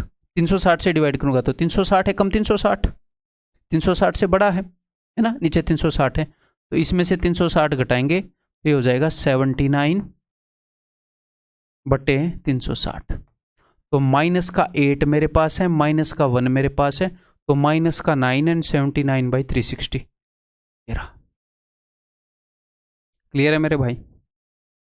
ठीक है, नेक्स्ट नेक्स्ट नेक्स्ट। और ये जो मैंने क्वेश्चन उठाए हैं जो रिसेंट एग्जाम थे, उनमें से सारे सिंप्लीफिकेशन के क्वेश्चन नहीं उठाए हैं, वहां से डिफिकल्ट क्वेश्चन और अगर कोई नई तरह का क्वेश्चन आया है तो मैंने उठाया। ठीक है, ये देखो, तो यहां पर हम क्या करेंगे, यहां पर हम यहां से सोल्व करते हुए नहीं चल सकते, तो भाई यहाँ पर क्वेश्चन के अंदर से हमें करते हुए आना पड़ेगा। पहले इस ब्रैकेट को करना पड़ेगा, फिर उससे बाहर, फिर उससे बाहर, फिर उससे बाहर। तो कई तरह के क्वेश्चन है, क्वेश्चन के अकॉर्डिंग रिएक्ट करेंगे। चलिए जी, पहले गुणा को सोल्व कर दूं, 4 दिए 12, यहाँ पर 12 हो गया, एंड 13 8 104, यहाँ पर 104 हो गया माइनस का, ठीक है। और ये हो गया 21, तो 21 और 12 33, तो प्लस का 33, 4 में से 3 गए 1, 10 में से 3 गए 7, माइनस का 71, तो ब्रैकेट को सोल्व करके माइनस का 71 आया, ठीक है। उसके बाद 1491 को डिवाइड कर रखा है 3 गुणा माइनस का 71, 3 गुणा माइनस का 71 इससे, तो ठीक है देख लेते हैं। 3 चौके 12, 3 ने में 27, 3 7 21, 71 7, 71 का पाड़ा नहीं आता मेरे को, वैसे डायरेक्टली दिख रहा था बस, माइनस का 7, तो माइनस के 7 से इसको डिवाइड कर रखा है, ठीक है भाई कर देंगे। अब पहाड़ा आता है, कितने पर जाएगा ये यार, ये एक पहाड़े में आता है, कौन से 17 के में आता है ना, 17, तो माइनस का 17, तो यहाँ से बाहर निकलेगा माइनस का 17, तो 272 डिवाइडेड बाई 16, तो 16 से इसको डिवाइड करो, 16 एकम 16, 16 7 112 और माइनस का 17, answer is 0, that is option C. Clear है, ठीक है। नेक्स्ट, तो आजकल एक आधे ऐसे क्वेश्चन आ रहे हैं जिनके अंदर बीच में वो वेरिएबल को इन्वॉल्व कर ले रहा है, ठीक है, तो उनसे घबराना नहीं है। रिसेंट एग्जाम में ये आया है CGL Tier 1 13 अप्रैल 2022 शिफ्ट 3 में जो हुआ, ठीक है। तो 25 थी 75 प्लस 2500 के 100p divided by this thing, ये चीज़ इससे डिवाइडेड है, तो 12 5 60 माइनस 8 थी 24 इस इक्वल टू 6, ठीक सही है, ओके। अगर ये 24 उधर गया तो ये हो जाएगा प्लस का, तो प्लस का 30, फिर ये 60 उधर जाएगा तो 30 × 60 1800, इधर 1800 हो गया, इधर ये है। अगर 75 उधर गया तो 1725, 1725 इज इक्वल टू 100p, तो p इज इक्वल टू 1725 बटे में 100, 17.25 यानी कि 17 1 बटे 4। तो देखो ये क्वेश्चन कितना इजीली सोल्व होने का था। ये देखो ऐसे वेरिएबल्स लेकर आ रहा है तो इनसे डरना नहीं है। तो यहाँ पर देखो ये जो बार लगी हुई है ये किसके ऊपर लगी हुई है, ये बार लगी हुई है n+p के ऊपर, सिर्फ माइनस इसके बाहर है, तो इसको आप ऐसे कंसिडर करोगे, इस टाइप से है ये सिस्टम। ये ब्रैकेट अलग तरह की ब्रैकेट है, ये अलग तरह की ब्रैकेट है। मान लो कहीं पर ऐसे हो या कहीं पर ऐसे हो तो बात तो सेम ही है, ब्रैकेट का टाइप बदलने से तो कुछ नहीं होता ना। तो ये एक टाइप की ब्रैकेट है, तो ये जब सोल्व होएगी तो क्या निकलेगा बाहर, तो बाहर निकलेगा -n-p। कई बार वो इस बार को बच्चे इज्जत ही नहीं कर रहे हैं बेचारी को, -n+p ही इसको ले रहे हैं। तो ये एक टाइप की ब्रैकेट है, बार के बाहर है माइनस। अगर माइनस ऐसे लगा होता, अगर सॉरी बार ऐसे लगा होता ऐसे, तो ये कैसी हो गई, ये हो गई ब्रैकेट के अंदर -n+p है, तो फिर ये साइन नहीं बदलेगा। तो ये बात आपने ध्यान रखनी है मेरे भाई,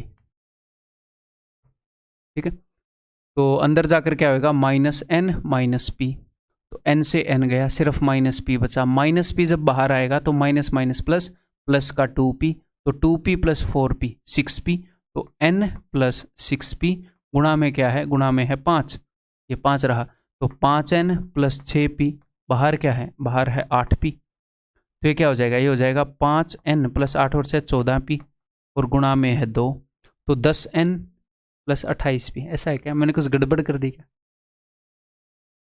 है भाई, अगर 2 हो इसमें जुड़ गया तो 6p, ठीक है। 30 क्या गड़बड़ करी है, 5n और 5 × 30, बाहर था 8p, तो 38 आएगा, 38 का डबल 76 आएगा, तो ये आएगा। देखो छोटी सी गड़बड़ ऐसे सेध जाएगी हमें एग्जाम के अंदर। नेक्स्ट, एक और बार वाला HW, सिर्फ उसी कंसेप्ट को रिवाइज करने के लिए दिया है। तो जब हम रिवीजन कर ही रहे हैं, मैंने कुछ बच्चों को देखा सिंप्लीफिकेशन को हल्के में ले रहे थे, जिस चीज़ को आप हल्के में लेते हो ना वही धोखा देता है। अगर मान लो सिंप्लीफिकेशन का इक्वेशन खराब हो जाए तो कितने नंबर, गलत हो जाए तो कितने नंबर खराब करेगा, या ज्योमेट्री वाला ज़्यादा नंबर खराब करेगा क्या? भाई वेटेज तो उतनी ही है। तो जब हम रिवीजन कर ही रहे हैं तो सारी चीज़ों को अच्छे से कर लेना, है ना। अगर किसी चैप्टर का क्वेश्चन जल्दी हो जाएगा तो बढ़िया है, जल्दी हो जाएगा, कोई दिक्कत नहीं, कोई आसान है तो ठीक है। और हर एक चैप्टर में हर एक लेवल का क्वेश्चन दिया जा सकता है। आपके एग्जाम में मुश्किल से हर एक चैप्टर के 1 2 3 इस टाइप से क्वेश्चन आएंगे। जैसे ज्योमेट्री जैसे जो बड़े हैं उनके ज़्यादा क्वेश्चन आएंगे। तो हो सकता है एक चैप्टर को आप हल्के में ले रहे हो, उसी में ऐसा क्वेश्चन आ जाए। तो किसी भी टॉपिक को ना हल्के में लेना, ना ज़रूरत से ज़्यादा इज्जत देनी, सबको तसल्ली से कर लो, ठीक है। चलो, तो भाई यहाँ पर ऑफ है, ये बंधा हुआ है, तो इसको मैं कैसे लिख सकता हूँ। यहाँ पर अगर आप एक बात नोटिस करोगे तो देखो, डिवीजन को मैं गुणा में कन्वर्ट कर सकता हूँ। हाँ जी सर, ऑफ तो ऑलरेडी गुणा है, तो गुणा एक हिसाब से गुणा ही है। गुणा गुणा गुणा गुणा गुणा गुणा गुणा गुणा गुणा, सब गुणा का ही खेल है। तो इसको हम एक स्टेप में लिख सकते हैं। ऐसे कई क्वेश्चन आए थे, ठीक है, एक स्टेप में लिखकर इसको खत्म कर सकते हैं। अगर इस टाइप से सारा ही मल्टीप्लीकेशन का खेल है तो देखो, 1/3 को मैं लिख सकता हूं 4/3। अब ये दोनों ऑफ से बंधे हुए हैं, डिवीजन के कारण जब ये पलटे जाएंगे तो दोनों पलटे जाएंगे। तो 7 दूनी 14 और 20/7, 20/7 पलट रहा हूं मैं इनको। 5 5 25 और 3 28/3, 28/3। उसके बाद क्या है, उसके बाद ये मल्टीप्लीकेशन है, ठीक है, चालू है अपना काम। तो 5 के 30 और 2 32/5, 32/5। अब ये फिर से दोनों बंधे हुए हैं, डिवीजन के कारण पलटे जाएंगे दोनों, 9/2, ठीक है भाई।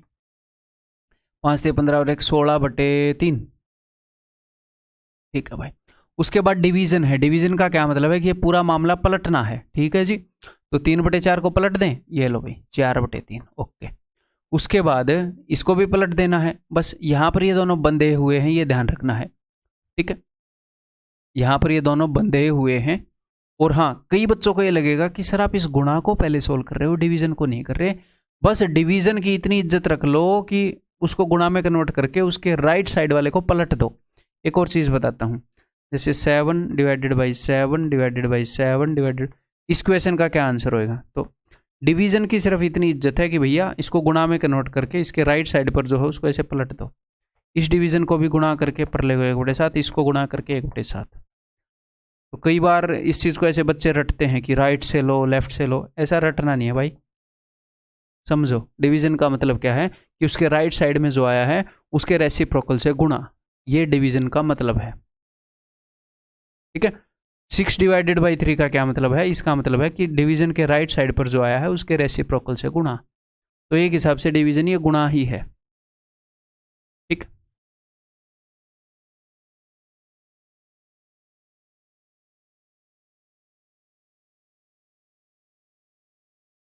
तो अगर मान लो ऐसे आए कि 12/3 गुणा 6, तो ऑफकोर्स इस 3, ये जो 3 है ये गुणा, किसी के साथ ये गुणा भी होना चाह रहा है, किसी से डिवाइड भी होना चाह रहा है। तो यहां पर जो डिवीजन वाला ऑपरेशन है उसको मैं पहले करूंगा,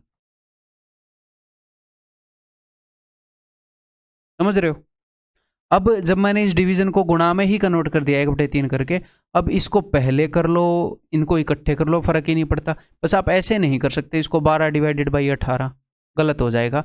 जब मैंने इसको कन्वर्ट कर ही दिया तो ये गुणा में बन गया। अब इनको इकट्ठे कर लो, पहले कर लो। अब डिवीजन की तरह इसको ट्रीट कर रहे हो तो 12/3 4 × 6 ऐसे करना पड़ेगा, ठीक है, समझ रहे हो। कंसेप्चुअली डील कर रहा हूं मैं चीज़ों से, ठीक है, गलती नहीं होएगी, गलती होने भी नहीं दूंगा आपकी। तो यहाँ पर 3 दूनी 6 और 2 8/3, ये पलटना था, ध्यान हो तो डिवीजन में है तो 8/3 है ना। ये लो भाई 8/3 ऐसे कर लेता हूं मैं। अब देखो, जैसे माइनस माइनस प्लस होता है, माइनस माइनस प्लस होता है, ऐसे ही डिवीजन और डिवीजन गुणा हो जाएगा।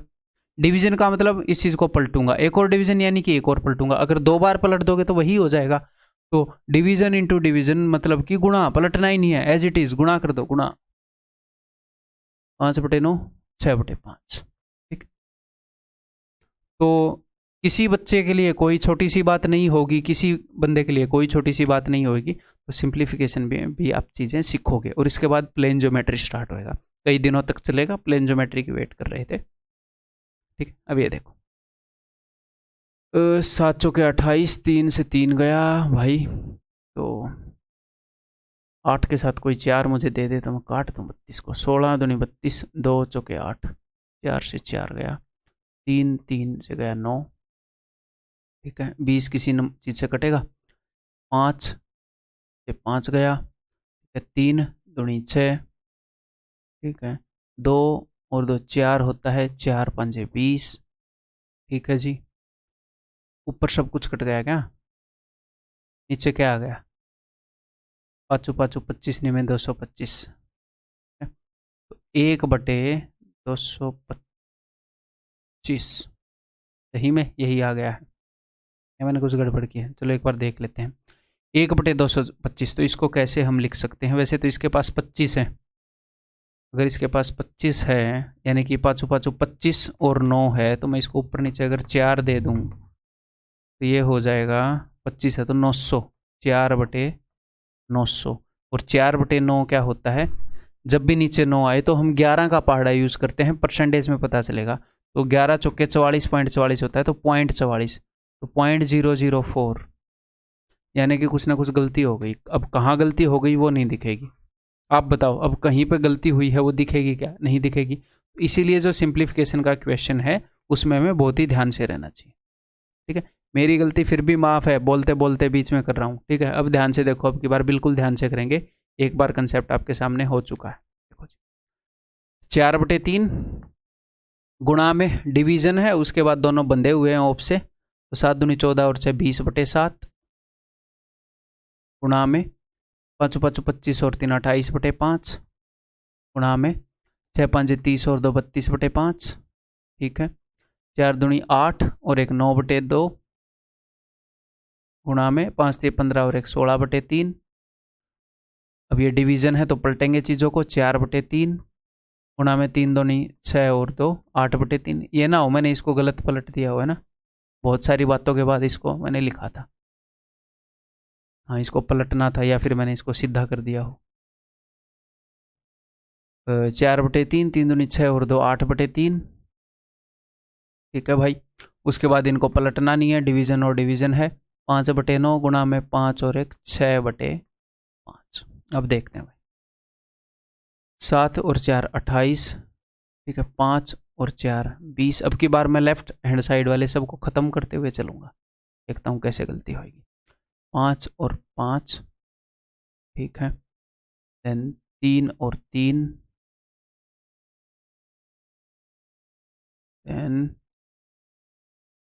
1 2 मैंने यहाँ से लिया, 1 2 मैंने यहाँ से लिया, यहाँ पर हो चुका है 3 4 ले लिया मैंने, 4 8 32, ठीक है,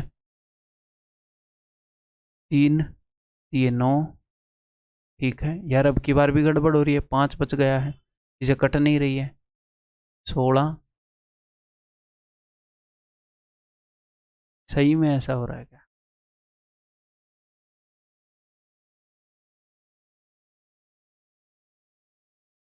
मेरे को एक बार फिर से करना पड़ेगा, ये कहाँ गलती कर रहा हूँ? 4/3, 3/4 को मैंने 4/3 दूनी 6 और 2 8/3, इसको ही मैंने पलटा। उसके बाद 5/9 और 6/5 को नहीं पलटा। मैं एक बार और करूँगा, उसके बाद भी नहीं हुआ तो आप इसको देखेंगे, ठीक है। 4/3 गुणा में 7 दूनी 14 और 6 20/7। तो आप लाइव डेमो भी देख रहे हैं गलती करने पर क्या हो रहा है सिंप्लीफिकेशन में। 5 5 25 और 3 28/3, ठीक है, गुणा में 6 5 30 और 2 32/5 गुणा में 4 दूनी 8 और 1 9/2 गुणा में 5 3 15 और 1 16/3 गुणा में डिवीजन है तो पलटेंगे 4/3, 3 दूनी 6 और 2 8/3, ठीक है। डिवीजन और डिवीजन है तो अब नहीं पलटेंगे, ठीक है। गुणा में 5/9 गुणा में 6/5, ठीक है भाई। 7 चौके 28। अब उस तरीके से नहीं काटूंगा मैं, ऐसे तो गड़बड़ हो रही है। 5 और 4 20 3 से 3, ठीक है, नीचे 2 5 बचे रह गए, ठीक है। 16 दूनी 32, 2 चौके 8, 4 और 3 क्या होता है 12, 6 दूनी 12, 4 और 3 12, ये लो भाई। 1 3 से ये 2 3 से ये 9 चला गया, 5 9 और 5 बच गया, और कुछ नहीं बचा। तो ये तो बचा था ना 25 में 225, तो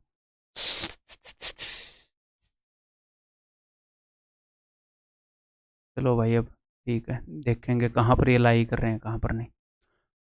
5 9 5, ऊपर नीचे 4 दे दिया मैंने, 4/900 है। ठीक है, 4/9 मुझे पता है क्या होता है, 4/9 होता है 11 का पाड़ा 0.44। उसके बाद ये भी है 100, 0.004। अब ये तो किसी के भी बीच में नहीं होएगा, इनमें तो कोई ना कोई गलती हुई है। मैं क्या करूँगा, मैं इसको HW दे देता हूँ। ठीक है, अभी क्या गलती हो रही है, मतलब वही गलती बार बार हो रही है क्या? चलो आगे बढ़ो। देखो भाई, इस तरह के भी कई क्वेश्चन है। 56% ऑफ दिस, तो 56 इंटू 48, ये आप डेफिनेटली कर लेंगे। हटाओ हटाओ हटाओ हटाओ, काम की चीज़ें बताते हैं, इससे पहले दिमाग थक जाए। इसको आप HW कर लेंगे, ठीक है, ट्राई करो। The value of this is equal to what, हाँ ये करके बताता हूँ। देखो ये क्यों लिया है मैं आपको बताता हूँ। तो यहाँ पर 26.4 है, तो इस पॉइंट को हटा के 10 आएगा, इस पॉइंट को हटा के 10 आएगा, तो ऊपर क्या है 125। तो जब भी कहीं पर आपको 5 मिले, उस बेचारे को 2 देने की कोशिश करो ताकि 10 हो जाए। 25 का मतलब होता है 2 5 के, तो उस बेचारे को 4 देने की कोशिश करो ताकि 100 हो जाए। 125 का मतलब होता है क्या, 3 बार 5, तो उस बेचारे को 8 देने की कोशिश करो। हाँ, अगर इसको 8 ना दे पाओ तो एटलीस्ट 4 भी दे दिया करो, उससे भी काम चल जाएगा, ये 500 बन जाएगा। तो जहां पर भी 5 दिखे, 5 2 का भूखा है ऐसे मान लो, उसको 10 बना दो। ठीक है, तो नीचे तो क्या हो गए, नीचे तो हो गया 100। ठीक है जी, तो यहां से अगर मैं इसको 8 दे दूं, क्या ये 8 से कट रहा है? एक बार देखो जरा, अगर ये 8 से कट रहा हो तो 8 3 24, 8 3 24 कट रहा है ना। मैंने इसको जैसे ही 8 दिया, ये बन गया क्या था यहाँ पर 3 5, अपने 3 2 दे दिए, तो 3 10 बन जाएंगे 1000, और यहाँ पर है 33। तो इनको गुणा करने का तरीका, कई बार आपको ऐसे क्वेश्चन मिलते हैं। 33,000 प्लस, अब अंडर रूट में क्या है, अंडर रूट में है जी 22 का स्क्वायर 484, 20, 11 का स्क्वायर, 4 और 1 5, 8 और 4 12, 625, अंडर रूट 625 यानी कि 25, माइनस में 31, तो ये क्या है 330 और 25 कितना हो जाएगा 355, माइनस 31, 5 में से 3 गए 2। भाई साहब मतलब मेरा दिमाग हैंग हो गया अभी। 324, जो क्वेश्चन वो गलत हुआ है ना। चलो करो नेक्स्ट।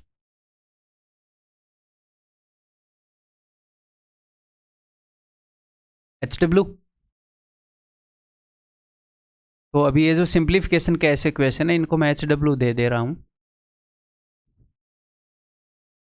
नेक्स्ट अपने पास बच गए जी मिसलेनियस क्वेश्चन। तो अब मैं क्या करूँगा, सिंप्लीफिकेशन यानी कि चीज़ों को सिंप्लीफाई करने के, कई बार कि सिंप्लीफाई दिस, इस तरह के कई क्वेश्चन आते हैं, तो उनको मैंने यहाँ पर मिसलेनियस में डाल दिया, जिनके अंदर मैं आपको छोटी छोटी चीज़ें सिखा सकता हूँ। तो अकॉर्डिंग टू क्वेश्चन मैं आपको बताता रहूँगा।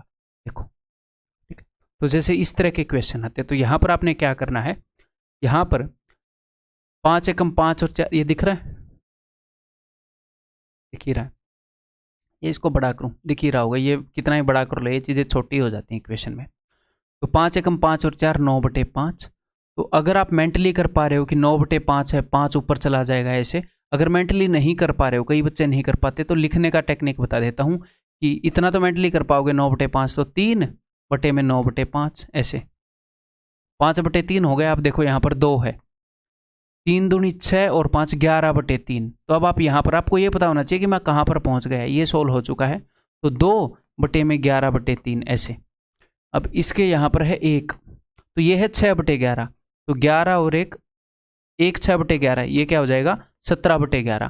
तो आप इस पूरे को सोल्व कर चुके हो और 17/11 है, तो 1/17/11 पलटेगा, तो 1 + 11/17। अगर कोई भी चीज 1 के बटे में है, 1 के बटे में 9/5 है, तो वो बन जाएगा 5/9, पलट जाएगा। एक बार फिर से करा देता हूं, देखो वंस मोर।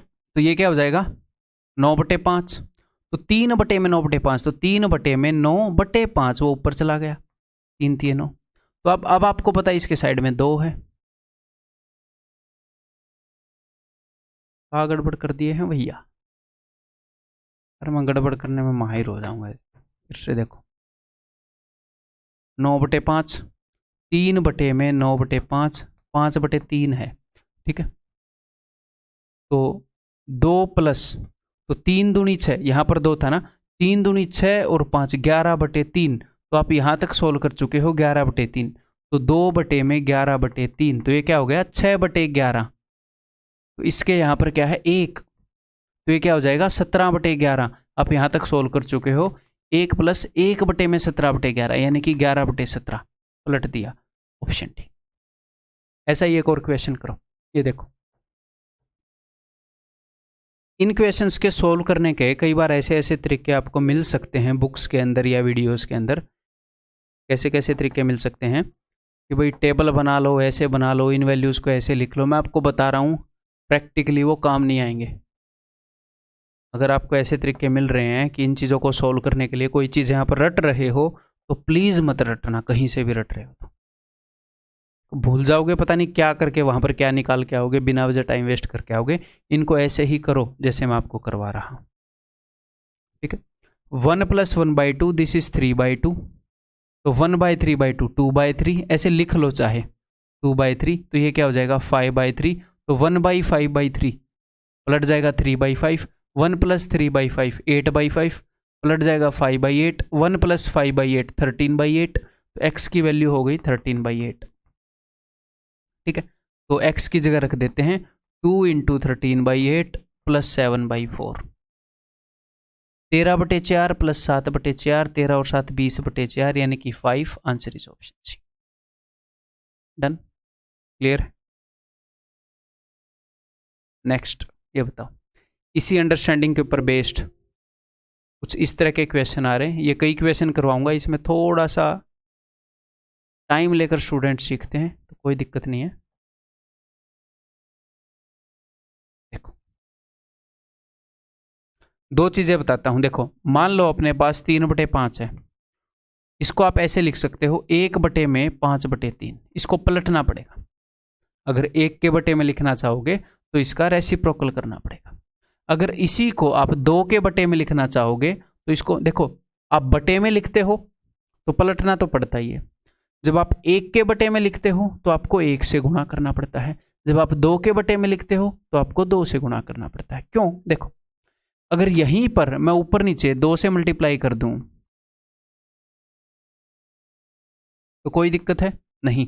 अब यही चीज क्या बन जाएगी? यही चीज बन जाएगी 2 बटे में 10/3। तो अगर आप 3/5 को 1 के बटे में लिखते हो तो एक तो पलटोगे और 1 से गुणा करोगे। अगर 2 के बटे में लिखते हो तो पलटोगे और 2 से गुणा करोगे, पलटोगे उल्टा करोगे, यानी कि 5/3 को 2 से गुणा करोगे तो 10/3। ऐसे लिखना आना चाहिए। इसी को अगर मैं कैसे भी लिखूं 4 बटे में, तो 5/3 के गुणा में 4 करूंगा 20/3। इसको किसी नोटबुक में लिख लो, कैसे भी लिख लो इसको, ठीक है। मैं क्या बताना चाह रहा हूं कि n के बटे में कर लोगे तो पलटना तो है ही है, n से गुणा भी कर देना, ठीक है। कई बार इस चीज की जरूरत पड़ जाती है, वो किसी और चीज के बटे में। यहां पर तो 1 के बटे में, 1 के बटे में। आगे क्वेश्चन है क्या सारे 1 के बटे में चल रहे हैं क्या? यहाँ पर तो सारे 1 के बटे में चल रहे हैं, कोई नहीं, लेकिन इसकी जरूरत पड़ जाती है। देखो, तो 61/19 इज इक्वल टू दिस। तो इसको कैसे करेंगे? इजीएस्ट टेक्निक, जिसमें कुछ भी याद नहीं करना पड़ेगा। तो सबसे पहले 19 × 57, 19 × 57, उसके पास बच गया 4/19। तो 4/19 को अलग से लिख लो, अलग। मैं यहाँ पर एग्जैक्टली यही चीज क्रिएट कर दूंगा, फिर हम XYZ को इक्वेट कर पाएंगे। तो 4/19 मैंने अलग से लिख दिया। तो 3 के बाद जो भी चीज आई थी उसको 1 के बटे में लिखाना, तो 1/19/4 लिखना पड़ेगा। यहां पर क्या लिखना पड़ेगा? 19/4। 19/4 क्या होता है भाई? 4 चौके 16, 4 3/4 होता है, ठीक है। तो 1 के बटे में 4 प्लस 3/4 लिखना पड़ेगा। इसको आप 3/4 लिखने ही वाले थे, लेकिन उसने बताया कि 1 के बटे में लिखो। तो 1 के बटे में 3/4 लिखोगे तो वो हो जाएगा 4/3। इस 4/3 को कैसे लिख सकते हो? 1 1/3। तो 1 1/3, यही चीज है। फिर से बता दूंगा मैं, टेंशन मत लेना। ये x है, ये y है, ये z है। और मैंने ऐसे ऐसे 4 क्वेश्चन लिए हैं, तो बढ़िया प्रैक्टिस हो जाएगी। इसको एक बार फिर से बताऊंगा। फिर उन क्वेश्चन के ऊपर भी करेंगे। देखो इसको सिंप्लीफाई कर रहे हैं, 19 3 57, ठीक है, ये हो जाएगा 3, 19 3 57, 4/19। बस मेरी बात को समझते रहो कि हम कैसे इसको एग्जाम में करेंगे। तो 3 यहाँ पर है ना, इसको मैं इस फॉर्म में कन्वर्ट कर रहा हूँ, तो 3 + 4/19 है। देखो इसके आगे जो भी चीज़ है मैंने 1 बटे में लिखी है, तो 1 बटे में 4/19 को कैसे लिखेंगे, 19/4। 4 चौके 16, 4 3/4। तो अब मैं इसको लिखूंगा 4 + 3/4, लेकिन उस चीज़ को भी इन्होंने बटे में लिखा है, तो 1 बटे में 3/4 का 4/3 हो जाएगा। तो इसके बटे में मुझे 4/3 लिखना है। 4/3 क्या होता है, 1/3। तो इसके नीचे 1 + 1/3 है, ठीक है। अब इससे कंपेयर करोगे तो ये x है, ये y है, ये z है। तो आपको सिर्फ एक चीज मैंने बताई है कि भाई किसी भी चीज को n के बटे में करना है तो उसको नीचे तो पलट देना और n से गुणा भी कर देना। बस 1 के बटे में रखना है तो 1 गुणा कर दो, 2 के बटे में रखना है 2 गुणा, उसी कंसेप्ट से ये हो जाएगा। थोड़ी सी प्रैक्टिस ही है। वो क्या पूछ रहा है, z किसके बराबर है, z 3 के बराबर है, दैट्स इट, ऑप्शन सी। ये लो आए हुए क्वेश्चन है, ये सारे आए हुए क्वेश्चन एग्जाम में।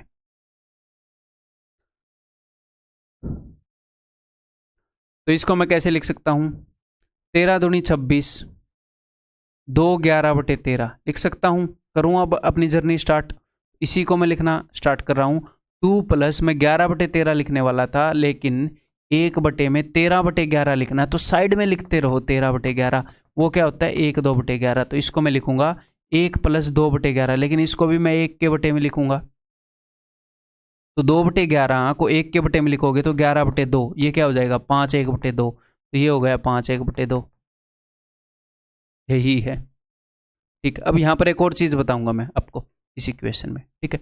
यहाँ पर मैं लिख लेता हूँ कहीं मैं भूल ना जाऊँ, n वाला भी बताना है मुझे, ठीक है। अब इसको देखो, x की वैल्यू क्या है 1, y की वैल्यू क्या है 5, z की वैल्यू क्या है 2। उसने क्या पूछा है, z किसके बराबर है 2 के बराबर, आंसर इस दो। अब वो देखते हैं n वाला। पता नहीं वो क्वेश्चन बनेगा कि नहीं बनेगा, मैं क्वेश्चन जनरेट करके देख लेता हूँ। इस एक की जगह अलग से एक क्वेश्चन बना लेते हैं ना।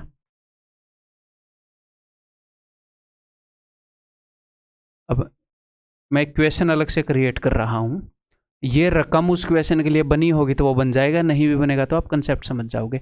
मान लो उसने यही क्वेश्चन ऐसे दिया हो, 37/13 = 2 + 1 बटे में x + 2 बटे में y प्लस, अब मेरे को पता नहीं यहाँ पर क्या आएगा, 1 आएगा या क्या आएगा यहाँ पर मुझे पता नहीं, ठीक है, वो मैं बाद में फिल कर लूँगा। यहाँ पर उसने 1 की बजाय 2 दिया हो तो मैं आपको n वाला कंसेप्ट भी समझाना चाह रहा हूँ, ठीक है। देखो क्योंकि वो ऐसे दे रहा है, तो इसी चीज़ को मैं कैसे लिख पाऊंगा, देखो मेरे भाई 13 दूनी 26, तो 2, उसके बाद 11/13 है, तो अब मुझे पता है कि 2 + 1 बटे समथिंग है, तो 1 बटे, देखो 2 + 11/13 था, तो 1 बटे में 13/11 होगा, तो मैं अलग से 13/11 को ऐसे साइड में सोल्व करता हूं मैं, सही गलती ना हो। तो 1 बटे में जो 13/11 है उसे मैं लिख पाऊंगा 1 + 2/11। अब उसने लिख रखा है 2 बटे समथिंग, 2 बटे समथिंग लिख रखा है, तो मुझे क्या करना पड़ेगा, कभी कभी वो 1 बटे में करता है, कभी कभी 2 बटे में। तो अगर मैं 2 बटे में लिखूंगा, देखो जब मैं 11/13 को 1 बटे में लिखता हूं तो मैं 1/13/11, 1 के बटे में लिखोगे तो 1 गुणा लिखोगे, 2 के बटे में लिखोगे तो 2 गुणा। वही चीज मैं समझाना चाह रहा हूं। यहां पर जब आप 2 के बटे में लिखोगे तो इस 2/11 का उल्टा तो करोगे ही, उसका डबल करोगे। अब ये यहां पर बनेगा नहीं, ऐसे 3 लिख देते हैं, वहां पर ये कट जा रहा है ना, ये वो बन जा रहा है, क्या बोलते हैं उसको, नेचुरल नंबर बन जा रहा है, 3 लिख देते हैं यहाँ पर। तो अगर आप 3 के बटे में करोगे, अब देखना जरा ध्यान से, 1 2/11 बन चुका है, तो मैं 1 2/11 लिखना चाह रहा था, तो 1 तो मैंने लिख दिया, 2/11 को मैंने 3 के नीचे लिखा, तो मैं इसको कैसे लिख पाऊंगा, 3 डिवाइडेड बाई 2/11 का पलट के 11/2, और उसको 3 गुना करूंगा मैं, 11 33/2 लिख पाऊंगा। तो यहां पर 33/2 है, ठीक है, तो 33/2 को मैं कैसे लिख पाऊंगा, 2 से डिवाइड करूंगा तो 16/1/2, तो नीचे आएगा 16/1/2। तो वहाँ पर मुझे ये नहीं पता था ना कि रिमाइंडर कितना बचेगा, इसलिए मैं क्वेश्चन बना नहीं पाया था। यहाँ पर 1 बताएगा वो, अगर 3 लिखेगा तो। अब आप देख पाओगे कि ये x है, ये y है और ये z है। समझ में आ गई बात? इस क्वेश्चन में यहीं तक जाएगा वो। ये देखो जरा, इक्वेशन थोड़े से छोटे साइज में दे दिए टीम ने, ये फिर आपको दिखेंगे नहीं।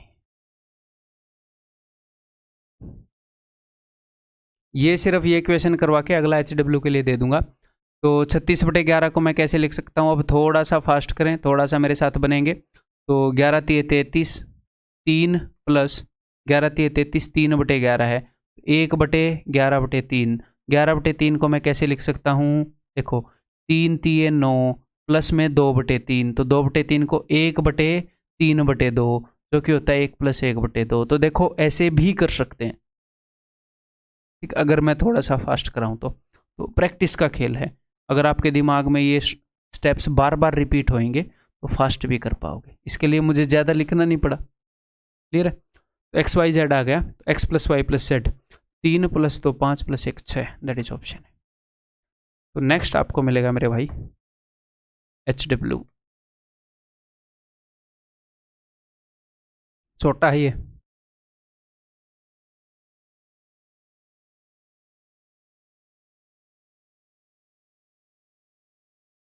चलो अब कर लो वीडियो को पॉज करके, आगे बढ़ रहा हूँ मैं तो। नेक्स्ट ये देखो भाई, 11 का जो स्क्वायर होता है ना, इसके अंदर 2 1 हैं, तो 1 से लेकर 2 तक जाओगे, और 1 जो 1 1 1 इसका जो स्क्वायर होता है वो होता है 1 2 3। कितने 1 हैं, 3 हैं, 3 तक जाओगे फिर वापस घटते हुए आ जाना।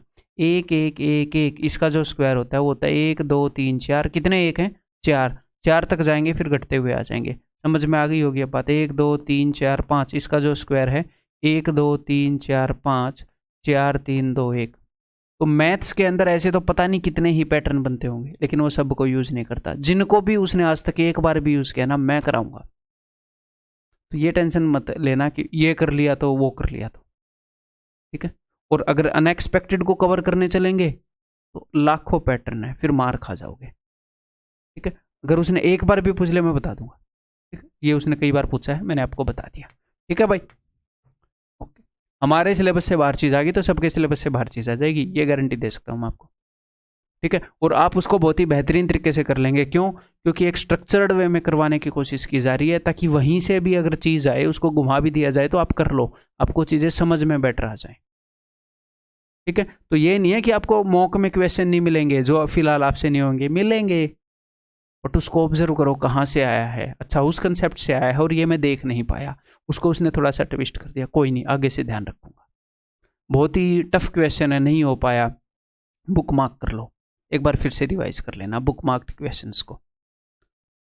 टेक्स्ट बुक पे शायद बुक मार्क भी हो जाते हैं, एक बार फिर से रिवाइज कर लेना, ठीक है। तो यहाँ से क्या आ जाएगा जी 11, यहाँ से क्या आ जाएगा 1 1 1, यहाँ से क्या आ जाएगा 1 1 1 1, वहाँ से क्या आ जाएगा 5 है, तो 1 2 3 4 5, तो 1 2 3 4, 1 2 3 4 3 2 1, 12,344, दैट्स इट, ऑप्शन सी। ये देखो, ये क्वेश्चन भी इसीलिए लिया है क्योंकि इसके अंदर ये पैटर्न है। यहाँ से आएगा 11, यहाँ से आएगा 1 2 3, वहाँ से आएगा 1 2 3 4, तो इट विल बी 1233। ये तो ठीक है, ठीक है। ये देखें, अब ये देखते हैं जी 0.8, 8.0, ये हो जाएगा 6, ये हो जाएगा 0.6, तो it is 15.4, it is greater than 15, ये भी ठीक है, बोथ। नेक्स्ट ये बताओ, तो देखो अगर अंडर रूट के अंदर सिर्फ 1 के बाद पॉइंट है तो हम क्या करते हैं, हम पहले मान लो 1 के बाद पॉइंट है, मान लो अंडर रूट के अंदर 2 के बाद पॉइंट है, तो आप क्या करते हो कि सोल्व करके 1 के बाद लगा दो, ठीक है। अगर अंडर रूट के अंदर 4 के बाद पॉइंट है तो सोल्व करके 2 के बाद लगा दो, सॉरी। अगर 1 के बाद पॉइंट है तो सोल्व करके आधे के बाद तो नहीं लगा सकते, ऐसे तो नहीं कर सकते ना कि अंडर रूट ये है, ये लो 8 के ऐसे बीच में आधे में लगा दिया 8 के, पॉइंट, ऐसे तो नहीं कर सकते। तो कुल मिलाकर अब मैंने आपको हिंट दे दी कि इसको कैसे सोल्व करना है। ये एक्चुअल में ये 13/10 है, तो नीचे एक जीरो है, उसका सॉल्यूशन नहीं है। अगर नीचे 2 जीरो हो जाए तो उसका सॉल्यूशन है भाई। हाँ, ये क्या है, ऊपर या नीचे अगर ओड जीरो होंगी तो सॉल्यूशन नहीं है, इवन जीरो है तो है सॉल्यूशन। यहां पर ये क्या है, ये है 13/1000। एक जीरो ऊपर दे दो, एक जीरो नीचे दे दो, बन जाएगी बात। अब आप इजीली कर पाओगे। देखो 130 का अंडर रूट उसने बता रखा है 11.4। जब ये 100 सोल होकर बाहर आएगा, देखो 130 का अंडर रूट जब सोल होकर बाहर आता है तो वो होता है 11.4, और जब ये सोल होकर बाहर आएगा तो नीचे आएगा एक 10, तो ये हो जाएगा 1.14। ऐसे ही 13 का स्क्वायर अंडर रूट उसने बता रखा है ये, लेकिन वो 10 गुना होएगा। जब ये 2 जीरो बाहर आएंगी तो एक जीरो बनेगी, तो 13 के अंडर रूट का 10 गुना यानी कि 36.05। देन यहां पर देखो 130 का अंडर रूट उसने बता रखा है, और उसके नीचे 2 जीरो आएंगी जब 16 के बाहर आएगा, तो 130 के अंडर रूट के नीचे 2 जीरो आएंगी, 2 के बाद पॉइंट शिफ्ट हो जाएगा, तो 0.114। 4 5 और 4 9 और 1 10, 1 और 1 2 और 1 3, 37.304। डन, क्लियर है। आया हुआ क्वेश्चन है एसएससी में, ये बताओ। अब ये मैं आपसे एक्सपेक्ट कर रहा हूँ कि ये क्वेश्चन आप बता देंगे, क्योंकि मैं करवा चुका हूँ पहले।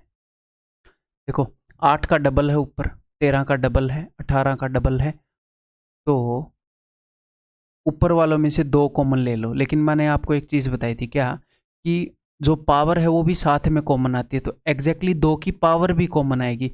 उसके बाद इसके अंदर जो भी बचेगा ना, वो वही बचेगा जो नीचे है। अगर आप 2 कॉमन ले लोगे, ऊपर से 2 कॉमन, तो यहाँ पर 8 बचेगा, लेकिन सिर्फ 2 कॉमन नहीं आएगा, 2 की पावर भी कॉमन आएगी, तो ये चीज़ तो इससे कट जाएगी। अब अंडर रूट 2 का स्क्वायर यानी कि उत्तर इज इक्वल टू 2, ये कंसेप्ट पहले करवाया है। अब इसी कंसेप्ट को वो कई तरीके से पूछता है। यहां पर पिछले क्वेश्चन में क्या था, इसका डबल है, इसका डबल है। अब की बार क्या है, इसका कितने गुना है, बताओ जरा, इसका कितने गुना है। इसमें 2 के बाद पॉइंट है, उसमें 1 के बाद पॉइंट है, तो इसका 10 गुना है, इसका 10 गुना है। तो अगर मैं ऊपर वाले सब में से 10 कॉमन लूं, 10 कॉमन नहीं लूंगा मैं, 10 की पावर 2 कॉमन लूंगा, क्योंकि सबका स्क्वायर है, तो 10 की पावर 2 कॉमन लूंगा, तो आगे वही बन जाएगा जो नीचे बन गया है, अंडर रूट 10 का स्क्वायर, यानी कि answer is 10, that's option B. अब इसको रट के नहीं बैठना है कि 10 गुना है तो 10 उत्तर, चीजें ट्विस्ट की जा सकती हैं, हमेशा चीजों को समझना है, ठीक है भाई। अब इसका 10 गुना है वो, इसका 10 गुना है ना वो, तो ऊपर मैंने 10 का स्क्वायर कॉमन लिया, तो अंदर वही बच गया जो नीचे है, कट गया तो फिर से 10 उत्तर। क्लियर है भाई, इस कंसेप्ट में मार नहीं खाओगे आगे से। एक ये क्वेश्चन है,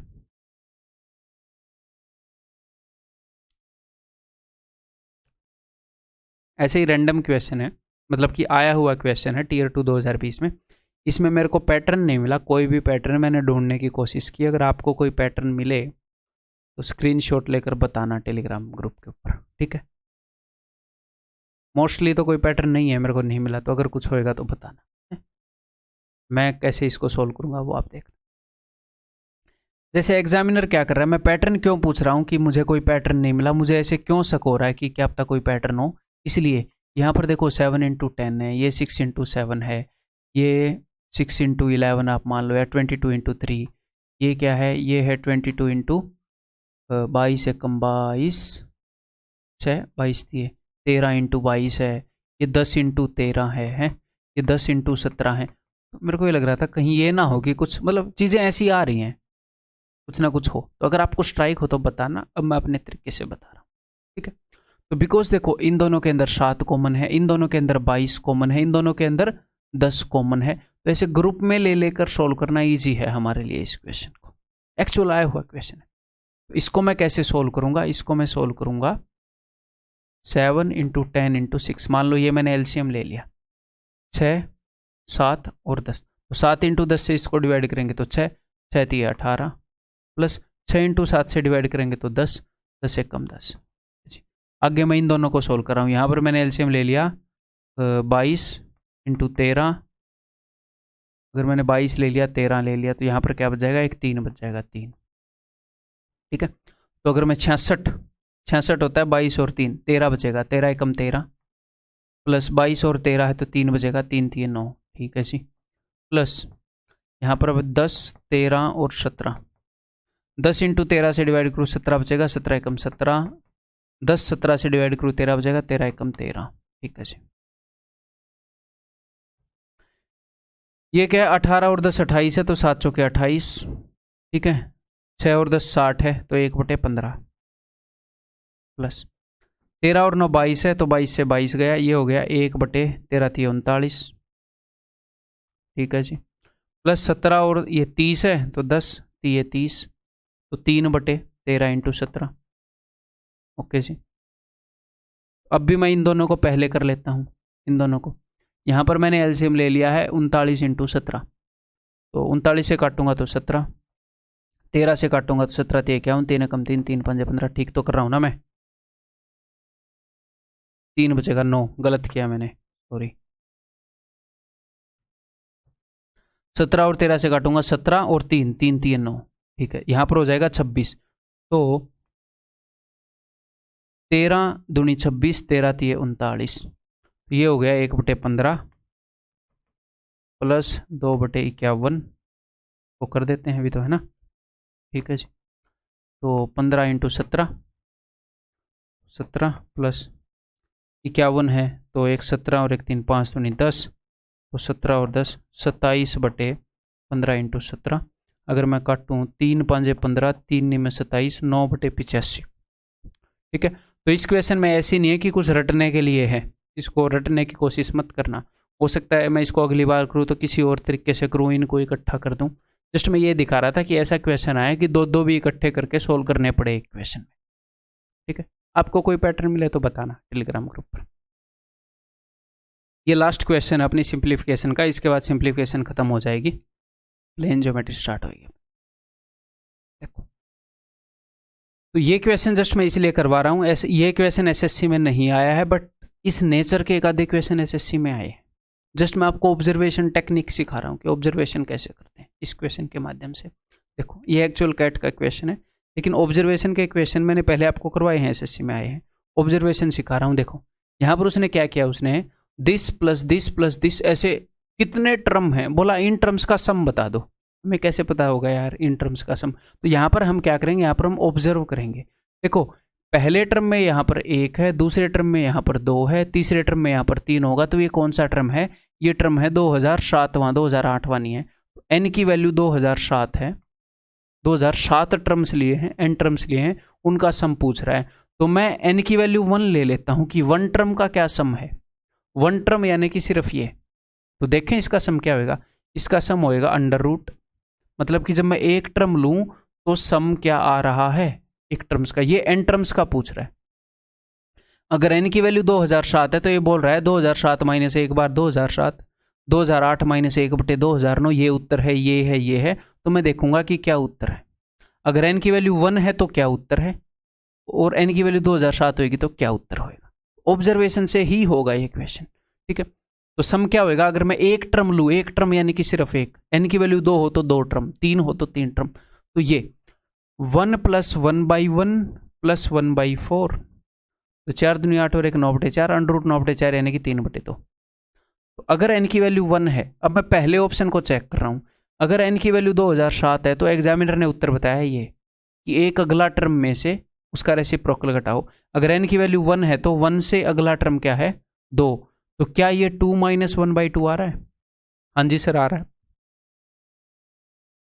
अगर एन की वैल्यू 1 ली, अगर एन की वैल्यू 2007 है तो उसने बोला कि उत्तर ये है। ऑप्शन चेक कर रहा हूं, अगर एन की वैल्यू 2007 है तो उसने बोला उत्तर ये है। अच्छा, मैंने एन की वैल्यू 1 ली है, 1 - 1/1 से आ रहा है ये 3/2? नहीं आया, ये तो हो ही नहीं सकता। यानी कि एन की वैल्यू 2007 है तो उससे अगले टर्म में से, उससे 2 आगे वाला टर्म का रेसिप्रोकल घटाना। अगर एन की वैल्यू 1 है तो 2 में से 1/3 घटा दूं, आ रहा है ये नहीं आ रहा? मेरी बात समझ पा रहे हो? n की वैल्यू 2007 है तो ये उत्तर बता रहा है 2007 माइनस उससे अगले टर्म का रेसिप्रोकल, तो n की वैल्यू तो 1 है, 1 माइनस उससे अगला टर्म 2 का रेसिप्रोकल 1/2। क्या आया 1/2? नहीं, यही उत्तर दे रहा है। कभी कभी हो सकता है कि एक वैल्यू से उत्तर ना आए तो n की वैल्यू 2 ले लूंगा मैं, 2 टर्म्स का सम ले लूंगा और फिर मैं निकाल लूंगा। तो ये क्वेश्चन एसएससी का नहीं है, प्लीज डर मत जाना। This is the last thing I want कि आप डरो, और वो भी खाम का। ठीक है, जस्ट ऑब्जर्वेशन टेक्निक को थोड़ा सा फाइन कर रहा था मैं आपकी को। एक आधे पहले भी क्वेश्चन करवाए हैं, जैसे फ्रैक्शन का कंपैरिजन भी करवाया था कि ऑब्जर्व कर लो, खुद की वैल्यू क्रिएट कर लो। ठीक है, क्लियर है? उसी को थोड़ा सा फाइन ट्यून कर रहा था, करना नहीं है। तो सिंप्लीफिकेशन यहाँ पर खत्म हो जाता है, इससे आगे हम अपना प्लेन ज्योमेट्री है वो स्टार्ट करेंगे। ठीक है भाई, लगे रहो।